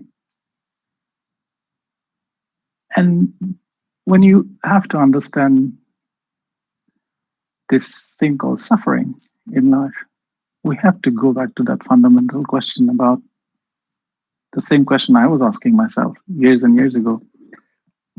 Who am I? And what makes me tick as Suraj, and what makes the other person tick as somebody else? What keeps us going? See, we have all been conditioned, and it's not the fault of any society. There is this misunderstanding, and we get conditioned right from early on, right from early schooling, our primary education, our upbringing at home, that we are all individuals, we are all separate beings. School kind of teaches us to get better at stuff, that we have to be better than the child sitting next to us. We have to compete, we have to get results, we have to come on top of the class or do well in those subjects. So that's what we get told right from a very early age. And we come out of schooling, and this becomes so ingrained in us. This sense of I am, this sense of I becomes very special and very poignant and important for us. This sense of a separate self. And it took me a long time to discover that I was living in that illusion. That was only an illusion. And I was a part of it. And as a psychiatrist, it depressed me a lot when I suddenly had this awakening, and I thought, well, I have been helping to reinforce that false illusion, that everyone is a separate self. And that is true. That is that sense of self is true. And I couldn't see it for myself, that this is all an illusion, that the mind, that are what I call the personal mind, I also refer to that as the ego mind. So the ego mind has taken us on this kind of joyride all throughout life, of course massaged by our conditioning to believe that we are special, unique, individual human beings, and that there's no connection with the other. That Anamika is different and I am different, and there's no commonality in that. And that's a very sort of restricted, and that keeps us stuck in that sort of tunnel. And it's very hard to see the light at the end of it. And all the sort of suffering that we experience, the emotional suffering I'm talking about, of course, the psychological suffering, is in one way or the other related to that sense of a separate self, then that I am separate from him, that I'm unique from them. So when we understand that, and this has already been, so I was not making a discovery, an invention. This has already been described in ancient scriptures, in the Eastern philosophy, in all big religions. But we had forgotten. We had lost sight of it. And in Western medical practice, the importance of the self got more and more emphasized. And that's what, that's the trap I was in, doing pure Western psychiatry. But that realization sort of changed everything. So as a psychiatrist, when we were looking just at the mind, I realized that the suffering is the suffering of the mind. So it's not the suffering of the true self. So the true self is something that we all share as one entity, or it's an infinite entity. Actually, it's not something you and our minds can comprehend what it is. But there is that's the thing. If there is anything that grounds us to the creative force from where we all come from and go back to, so it is that supreme self. When we don't see that, that leads to suffering. It is easy the ego mind and the ego self will try its best, because it has been conditioned to keep us away from that understanding. It wants to maintain that shape of the person. It wants to emphasize the shape of me as an unique individual, me as a unique person. So I think what I wanted to do is just to kind of sow that seed in your mind for you to go and explore and try to answer it for yourself. Who am I? Who are you? And who are they? So it's not, so it is not who you have been conditioned to believe you are.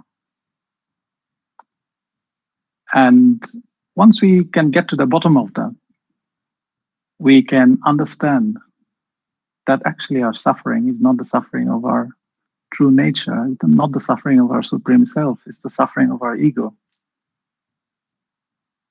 So things like COVID, of course, it's something that it's not something we have experienced in our living memory, something similar to this. And as was pointed out, that the last big pandemic was before our lifetime. And of course, it's been really traumatic for a lot of us. It's no good saying we are all in this together, we are all in the same boat. We are not. Some people are on bigger boats than others. And some people are barely managing to survive. They're probably on lifeboats. So there is a lot of inequality, socioeconomic inequality that has, of course, come to the surface. And those things need to be addressed. And in terms of one of the other components of today's this webinar, the thing about interpersonal relationships. So, of course, that's been very interesting, hasn't it? So we have lost. We're living in this sort of new reality of having more time with our families, having more time with our children, whereas we've kind of had to give up the sort of social interaction in the office basis. So that's throwing up new dynamic challenges as well. And everything in terms of how we navigate that dynamic now, everything boils down to this understanding of who are you? Who am I? The self. So am I separate? In what way am I separate from my wife? In what way am I separate from my children at home, who I'm trying to get on with, and in this sort of new dynamic, because I'm with them all the time, and I'm with my partner all the time at home, working from home. Unless we understand that, it'll be very hard to make sense of that suffering. It'll be very hard to understand and attribute suffering to the right source. So that's what I wanted to sort of share with you in that sort of, in a very compressed way. But it's something that you have to experience it for yourself, paying your attention to that sort of question of what is my identity, who am I, and going on that search and not giving up. If there is one purpose in life that we are all that our lives would be best served by, I think it's to go on that search, go on that journey of finding out your true nature. So that's what I wanted to say. So coming to the thing about resilience, what is it? So how can the resilience has become such a sort of buzzword? It's everywhere. If you go to a big company, there's training on resilience, and it has been packaged into different things nowadays. And that, again, what I see from my viewpoint, I'm only talking about my experience, of course, is there is this sort of misunderstanding that resilience is something you either have or you don't. And if we are saying we are all one, connected to one single source, there is a supreme being, that the ego self is not the be all and end all, then the same rule applies to resilience as well. So resilience is who we are. Resilience is a given. That's innate. That's not something I have to strive for. I have to do 10 different things and follow these 10 steps so that you can for you to get resilient. It doesn't work that way. So that understanding, that sort of viewpoint is that angle of investigation, that angle of inquiry is really, really important when it comes to resilience. Is that making sense, Anamika? Yes. Yes. Okay. You're audible. We're listening. You're Brilliant. audible. Yeah, you're audible, Suras. Okay, thank you. Yeah. So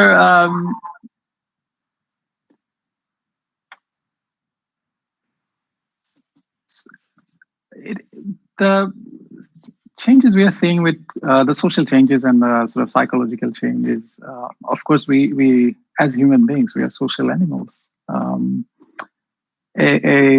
Anywhere we go, we get validity from our interpersonal relationships, and things can mean differently depending on the context of those relationships. So there's been a lot of stress, suffering, crises that we as psychiatrists, I as a practitioner, have seen during these times, during these very tough times. And that's not unexpected. That's not unanticipated.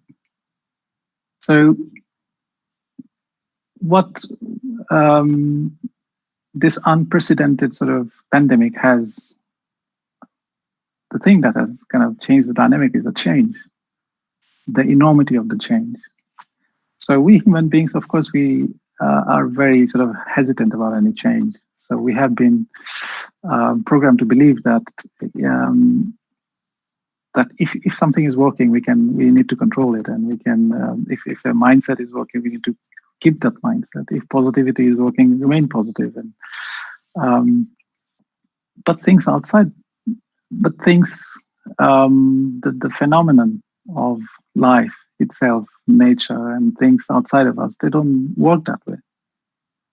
Everything is in transition. Everything is transient. They come and go.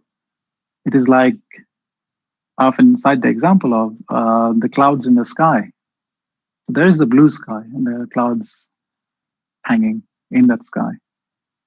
So the clouds don't stay in one place. They are all constantly in flux. They're coming and going. So that those clouds are like those thoughts that come to us, thoughts that come to our minds.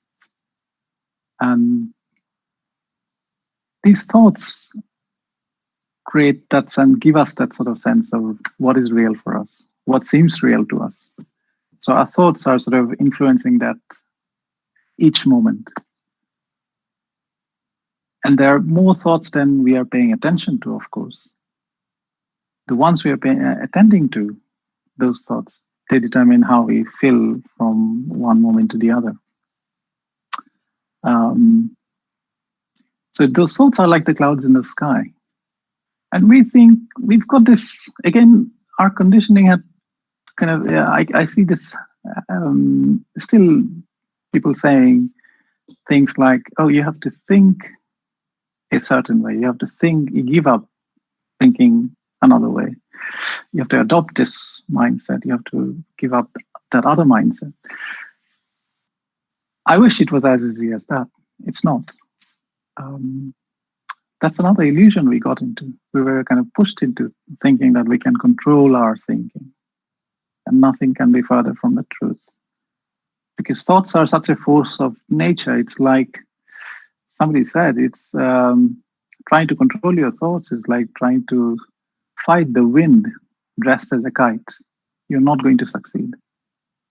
So that's something, again, for everyone here to sort of reflect on, for everyone here to study and investigate yourself and see what is true for you, what comes up for you.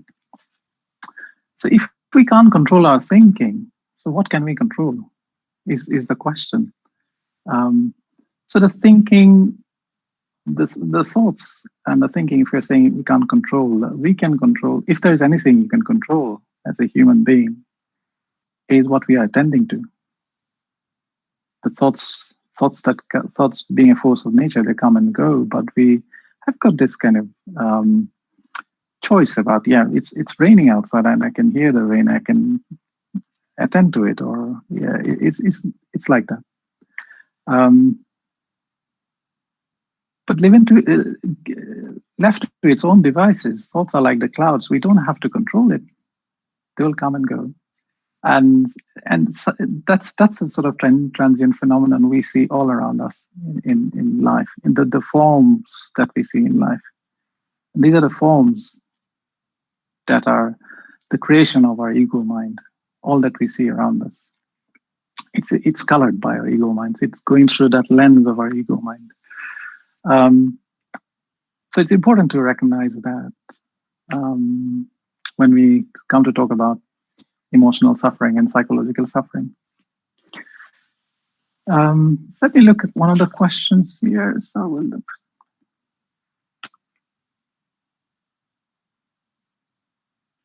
yeah, somebody was asking about will the present pandemic situation is likely to welcome a severe sense of unreasonable phobia and stress in humans? Yes and no.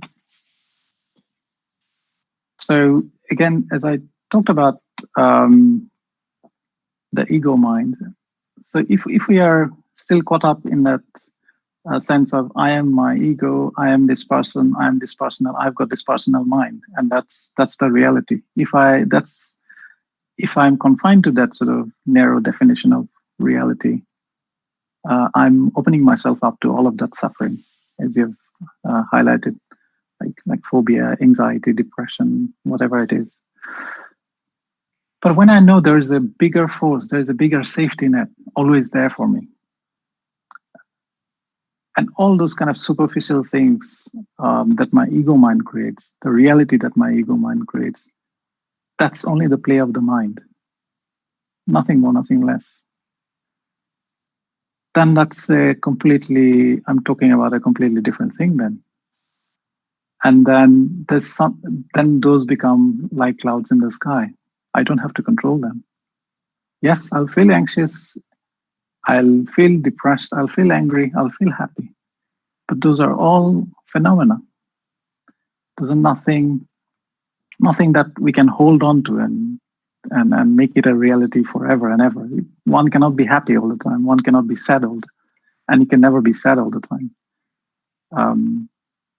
So because these will come and go, like everything comes and goes in nature. But the ego mind makes us believe that we have to strive. We should strive to be happy. We should strive to get rid of a feeling. Again, with feelings, we have again been conditioned to label feelings as good and bad feelings, and not kind of see that feelings are just feelings. And as human beings, we are supposed to be feeling 9 different emotions. Why have we come to label some as good and some as bad? And if we've got those kind of sensory abilities to feel all of them, so but we have created all these constructs about what is good, what is bad. We are given this framework, so we are always looking through that lens. That's what our ego mind is doing all the time. So when we become aware, we open ourselves up to making sense of that suffering, the emotional suffering. So the takeaway from this is, the suffering will be there as long as the sense of the person is there. So, and once we look, try to address that question of who am I? Am I just this personal being, or am I something greater? Or is there something else actually looking after me all the time? Where is that earthing? Where is that grounding? And when you understand that we are all grounded, that we are all resilient from within, and everything is an expression of that resilience. This life forms around us, nature, all the things that are coming and going in our life, our emotions, our moods, they are all part and parcel of that resilient, infinite space of happening within that sort of manifesting in that infinite space of resilience and well-being. When we see that and when we experience that for ourselves, and we can verify it through our own hearts, then the mind begins to take a back seat and life becomes more effortless. So the suffering, there's nothing good or bad about the suffering. And there's nothing good or bad about this feeling or that feeling. And we begin to roll with life a lot better. And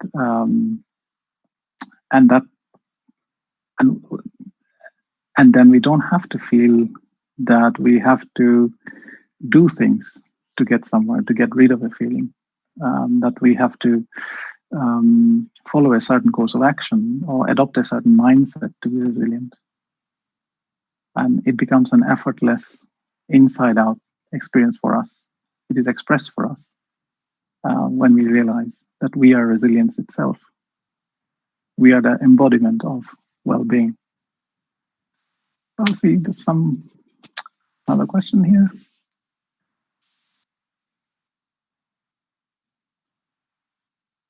Yeah. So somebody was saying the present pandemic situation has created more unemployment problem among the middle class and the poor people. Yeah, that's something we can probably pick up with Mr. Bora as well in the discussion chat after. I've lost track of time.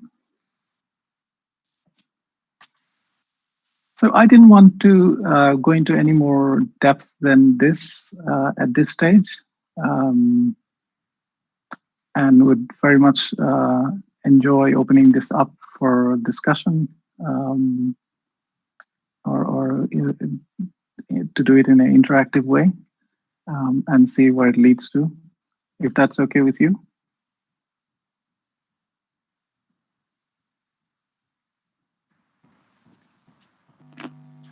Anamika?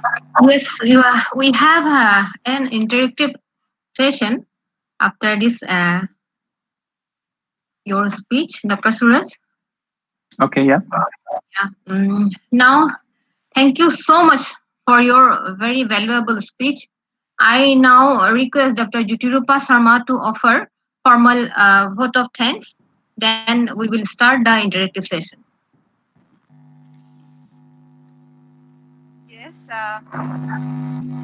I, on behalf of the Department of Anthropology, Dept College, would like to offer my heartfelt gratitude to Dr. Suras Goku for deliberating on such a pertinent topic and a relevant problem that is ongoing. And Dr. Suras Goku, he has talked from his vast experience of dealing with suffering, being a practicing psychiatrist. In a very philosophical speech, if I may say so, Dr. Gogoy has helped us see light at the end of the COVID tunnel. He addressed a very pertinent problem. What is resilience? How do we find it? In addressing the second part of our topic, that is the coping mechanisms. And he said that I think we could answer this question by reflecting on a very fundamental question, which is again very philosophical in nature. Who am I? And the sense of a separate self is actually living in an illusion. That we are all unique individuals, beings, which is actually very restrictive. And he said that the suffering of the mind is not the true self, which is an infinite entity. Suffering is actually of the mind, not of the true self, which is an infinite entity.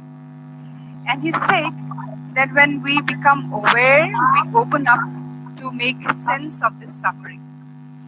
So I think with this valuable speech, it will definitely give us some indications or indicators of how to cope with this pandemic. And we have these interactive sessions right now. If any of our participants have any questions, they may please write in the chat box. Dr. Gogoy has already addressed the questions put forward by Sushanta Sharma and also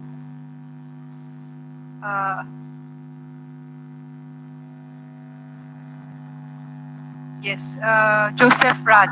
If there are any more questions, they may put up in the chat box. I think Sri Mayur Bora is also there to answer those questions if any are directed to him. Just one There is observation. a question. If you allow Sharma and Anamika also, I think wonderful Yes, of speech like is very philosophical and very profound. I think you are speaking not as a psychiatrist alone. You are speaking as someone who understands the whole gamut of emotions, that human strengths, weaknesses, susceptibilities, vulnerabilities, and other things, so beautifully encapsulated. So I just want to say in one-liner, Suras, I hope you are listening. I created some noise initially, and you have brought in a lot of poise ultimately. So that's great. There is a question by Asura. I think it could be answered by Dr. Gogoy. Sir, how will we address the indigenous communities' stress and problems raised in the pandemic situation? Dr. Gogoy, if you may answer. Yeah, very good question.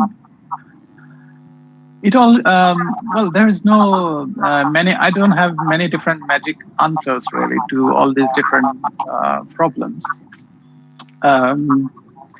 So problems and sufferings are there as long as we will carry this personal mind with us. We will experience. So that's what we are that's how we are designed to function as human beings. And a lot of that will, in terms of what's happening with events and people getting affected because of the socioeconomic changes triggered by the COVID pandemic, how can we be most helpful to people who are at the receiving end of lot of sort of hardships and misfortunes, people losing jobs, people losing their loved ones, their livelihoods being displaced. And Mr. Moy Bora really nicely sort of touched on the sort of length and breadth of the scale of it. It became amply clear in his discussion. From a sort of mental health point of view, it all comes down to,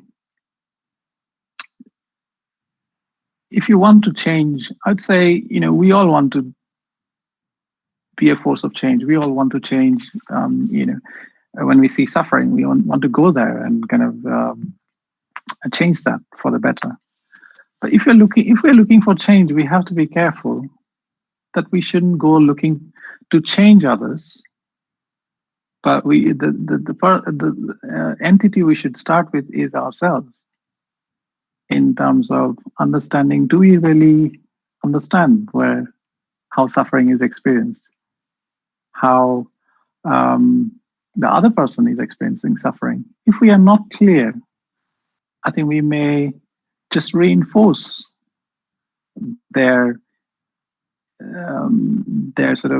reinforce that illusion that most of us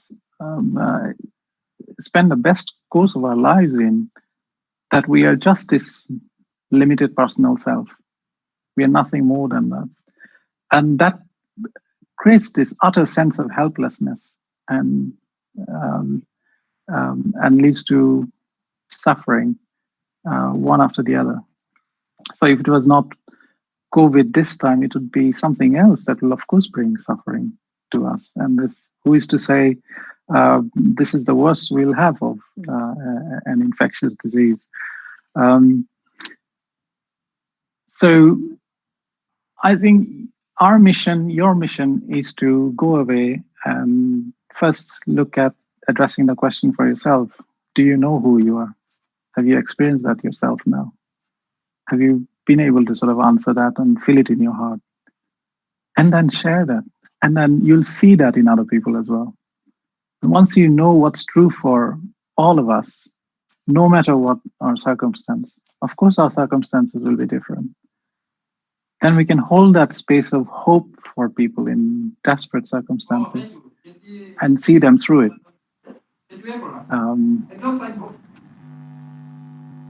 So what's happening on the ground? Yes, there are bad stuff happening there, but there is a lot of suffering that is created here as well. So when we are able to address what's happening here, we are in a better position to, when we know that, no, we don't need to look for resilience through mental activity. It's a given, and we all are blessed with that innately. Even the person suffering, who thinks they are suffering and then that's the end of the world for them, they've got resilience as well. But they can't see it at the time being. They are lost momentarily, but doesn't mean they are broken. They are lost at this time. So we become enablers. When we have seen that for ourselves, we become wiser. We become the enablers of being able to hold that space of hope for people and seeing them through it. Does that make sense?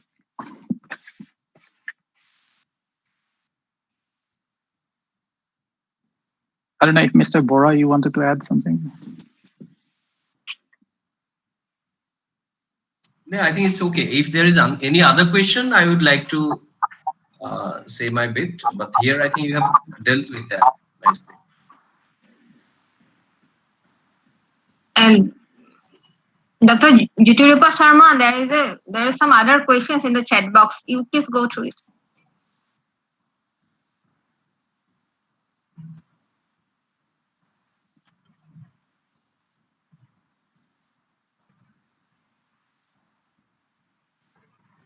Okay, I am going through it, and there is a question.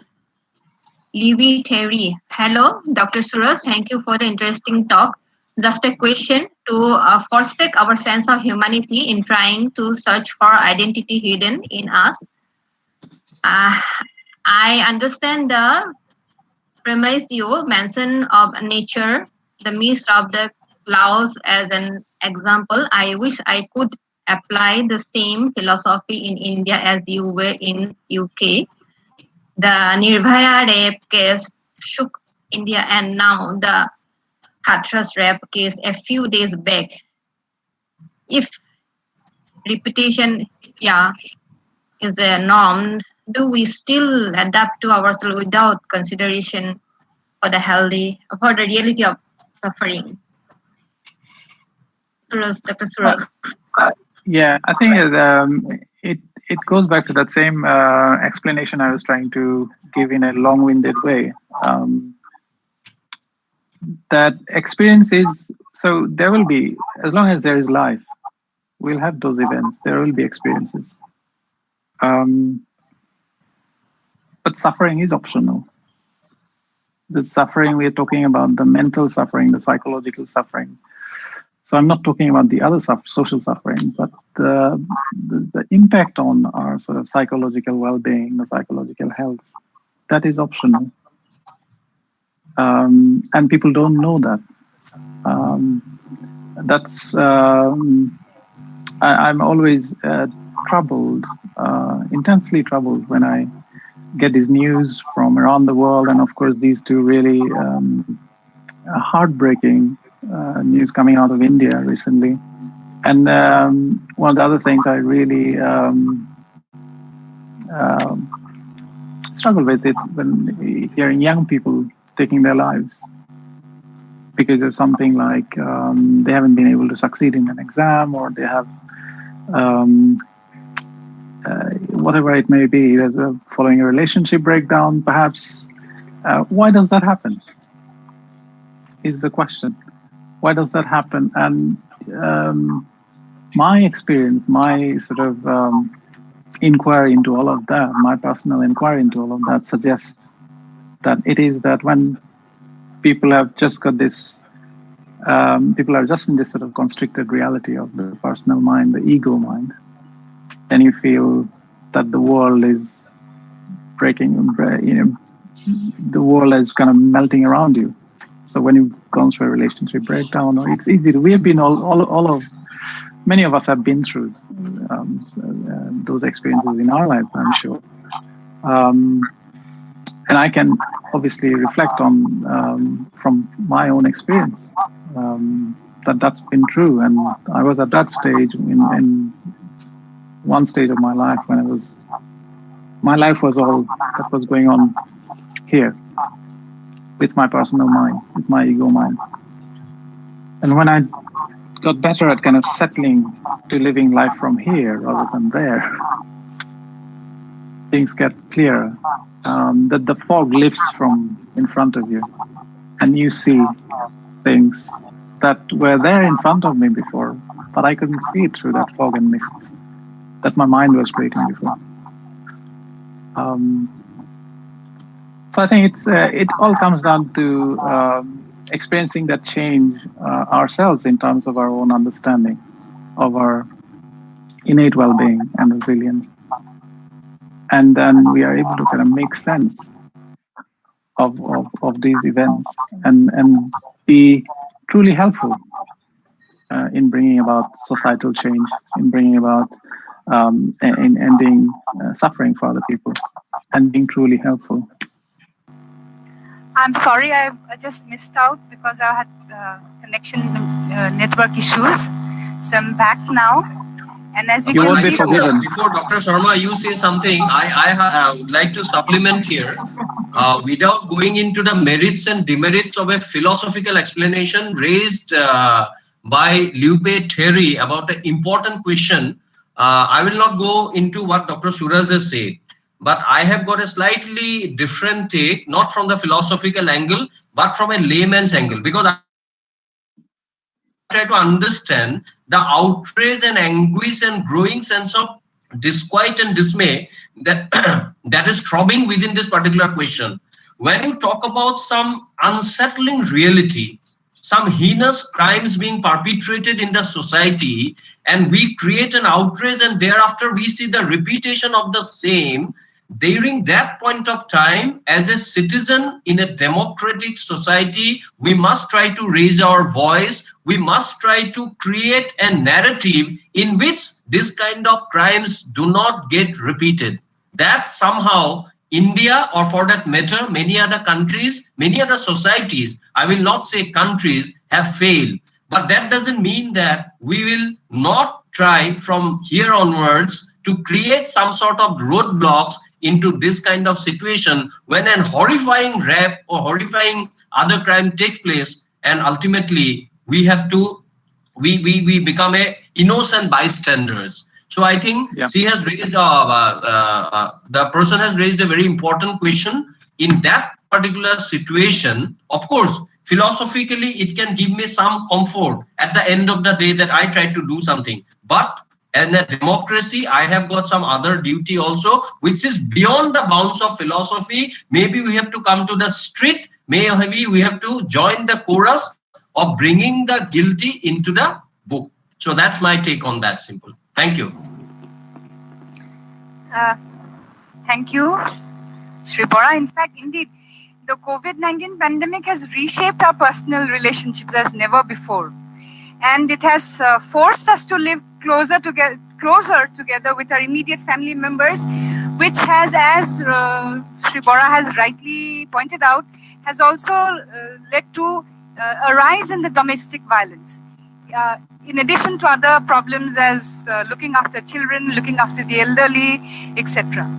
So, although it has necessitated close contact with our family members and partners, but it has, this lockdown and this pandemic has also distanced us physically from our extended family, from our friends, and from the from our community. And I think the answer lies in building a very healthy family relationship, because healthy family relationships are good in many ways. People who are socially connected to family and friends and the community are happier, both physically and mentally. And research also says that they live longer than those who are less connected. So the lockdown has definitely posed challenges to families who are confined together. But however, this time can also be utilized for strengthening our family relationships, which may improve the family connection and communication long after the COVID-19 crisis is over. So I think there are no more queries. I don't see any queries, only comments appreciating the speeches given by our resource persons. As we are also live on YouTube now, even there are some good comments about your lectures. And I think if we don't have any more questions, if anyone has any questions, they may again write it in the chat box. We have, I think, a little time for 5 minutes. I just wanted to say, I don't want people to take what I said as a lecture, but more of a discussion about my own experience. And right. It's something, these things have to be experiential for individuals to be experienced individually, so that it becomes their feeling, not a belief that I'm trying to indoctrinate them with at all. So. Since there are no more questions, I think I can hand over to Anamika. Anamika? Anamika, are you there? Yes. I'm here.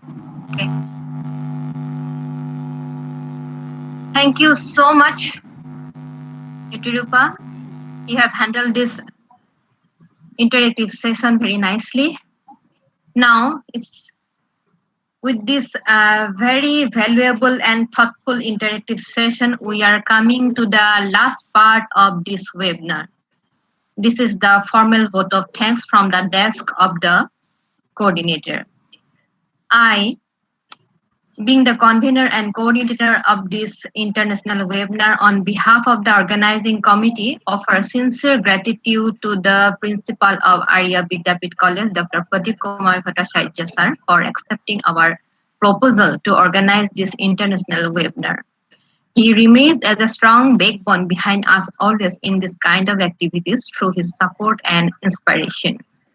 I offer sincere gratitude to Dr. Upala Borwa Madam for her presence and valuable speech in the inaugural ceremony of this webinar, which will remain as a great inspiration for us always, Madam.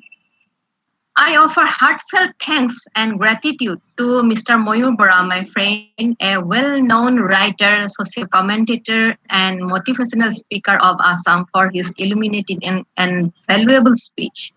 Mr. Bora is a brilliant personality, my classmate in Cotton College, and is a great motivational speaker who has mentioned a number of ways to cope up with this crisis of COVID-19 pandemic, and which will definitely help us always. We will remain always grateful to you. Now, I offer deep sense of gratitude to Dr. Suras Goku for his impressive, valuable suggestions and very cordial interaction with all of us. Dr. Suras, who is not only my friend, but rather my brother, we are really grateful to you for giving us your valuable time in spite of your very busy schedule. Because of your presence, this webinar gets the international reputation. We will always remain grateful to you. I offer sincere gratitude to the head of the Department of Anthropology, Dr. Bondita Medhideka, for her very faithful support and advice at any moment. I should thank Dr. Jyotirupa Sharma, the reporter of this webinar, for her constant involvement and active support. I thank Dr. Smriti Rekha Sonwal, as Assistant Professor, Department of Anthropology, for her active support. I thank Dr. Manmi Sonwal and Mr. Nayan Goswami also for their moral support at every moment. I offer sincere thanks and gratitude to the technical host of this webinar, Devogyan Pratim Dwara of Marias Public School and Avigyan Rakdev Dwara of Christ University. Here I should thank Dr. Dalimi Devi and the librarian of Arya Dept College and Mr. Chanhari Deka of Zen Chan Graphics for helping me in the other technical parts of this webinar. Without the support of these persons, this webinar would not have been possible to conduct. Last but not least, I offer deep sense of gratitude to all the participants of this international webinar joining from different parts of India and abroad perhaps, without whose presence this webinar would have been a vacant platform. With these few words, I would like to conclude the vote of thanks and announce the closing of this international webinar. Thank you all. Thank you very much. Thank you. Thank you. Thank you.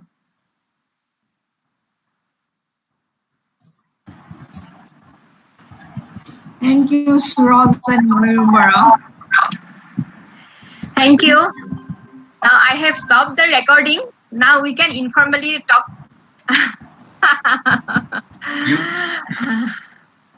So Anamika is having the last laugh.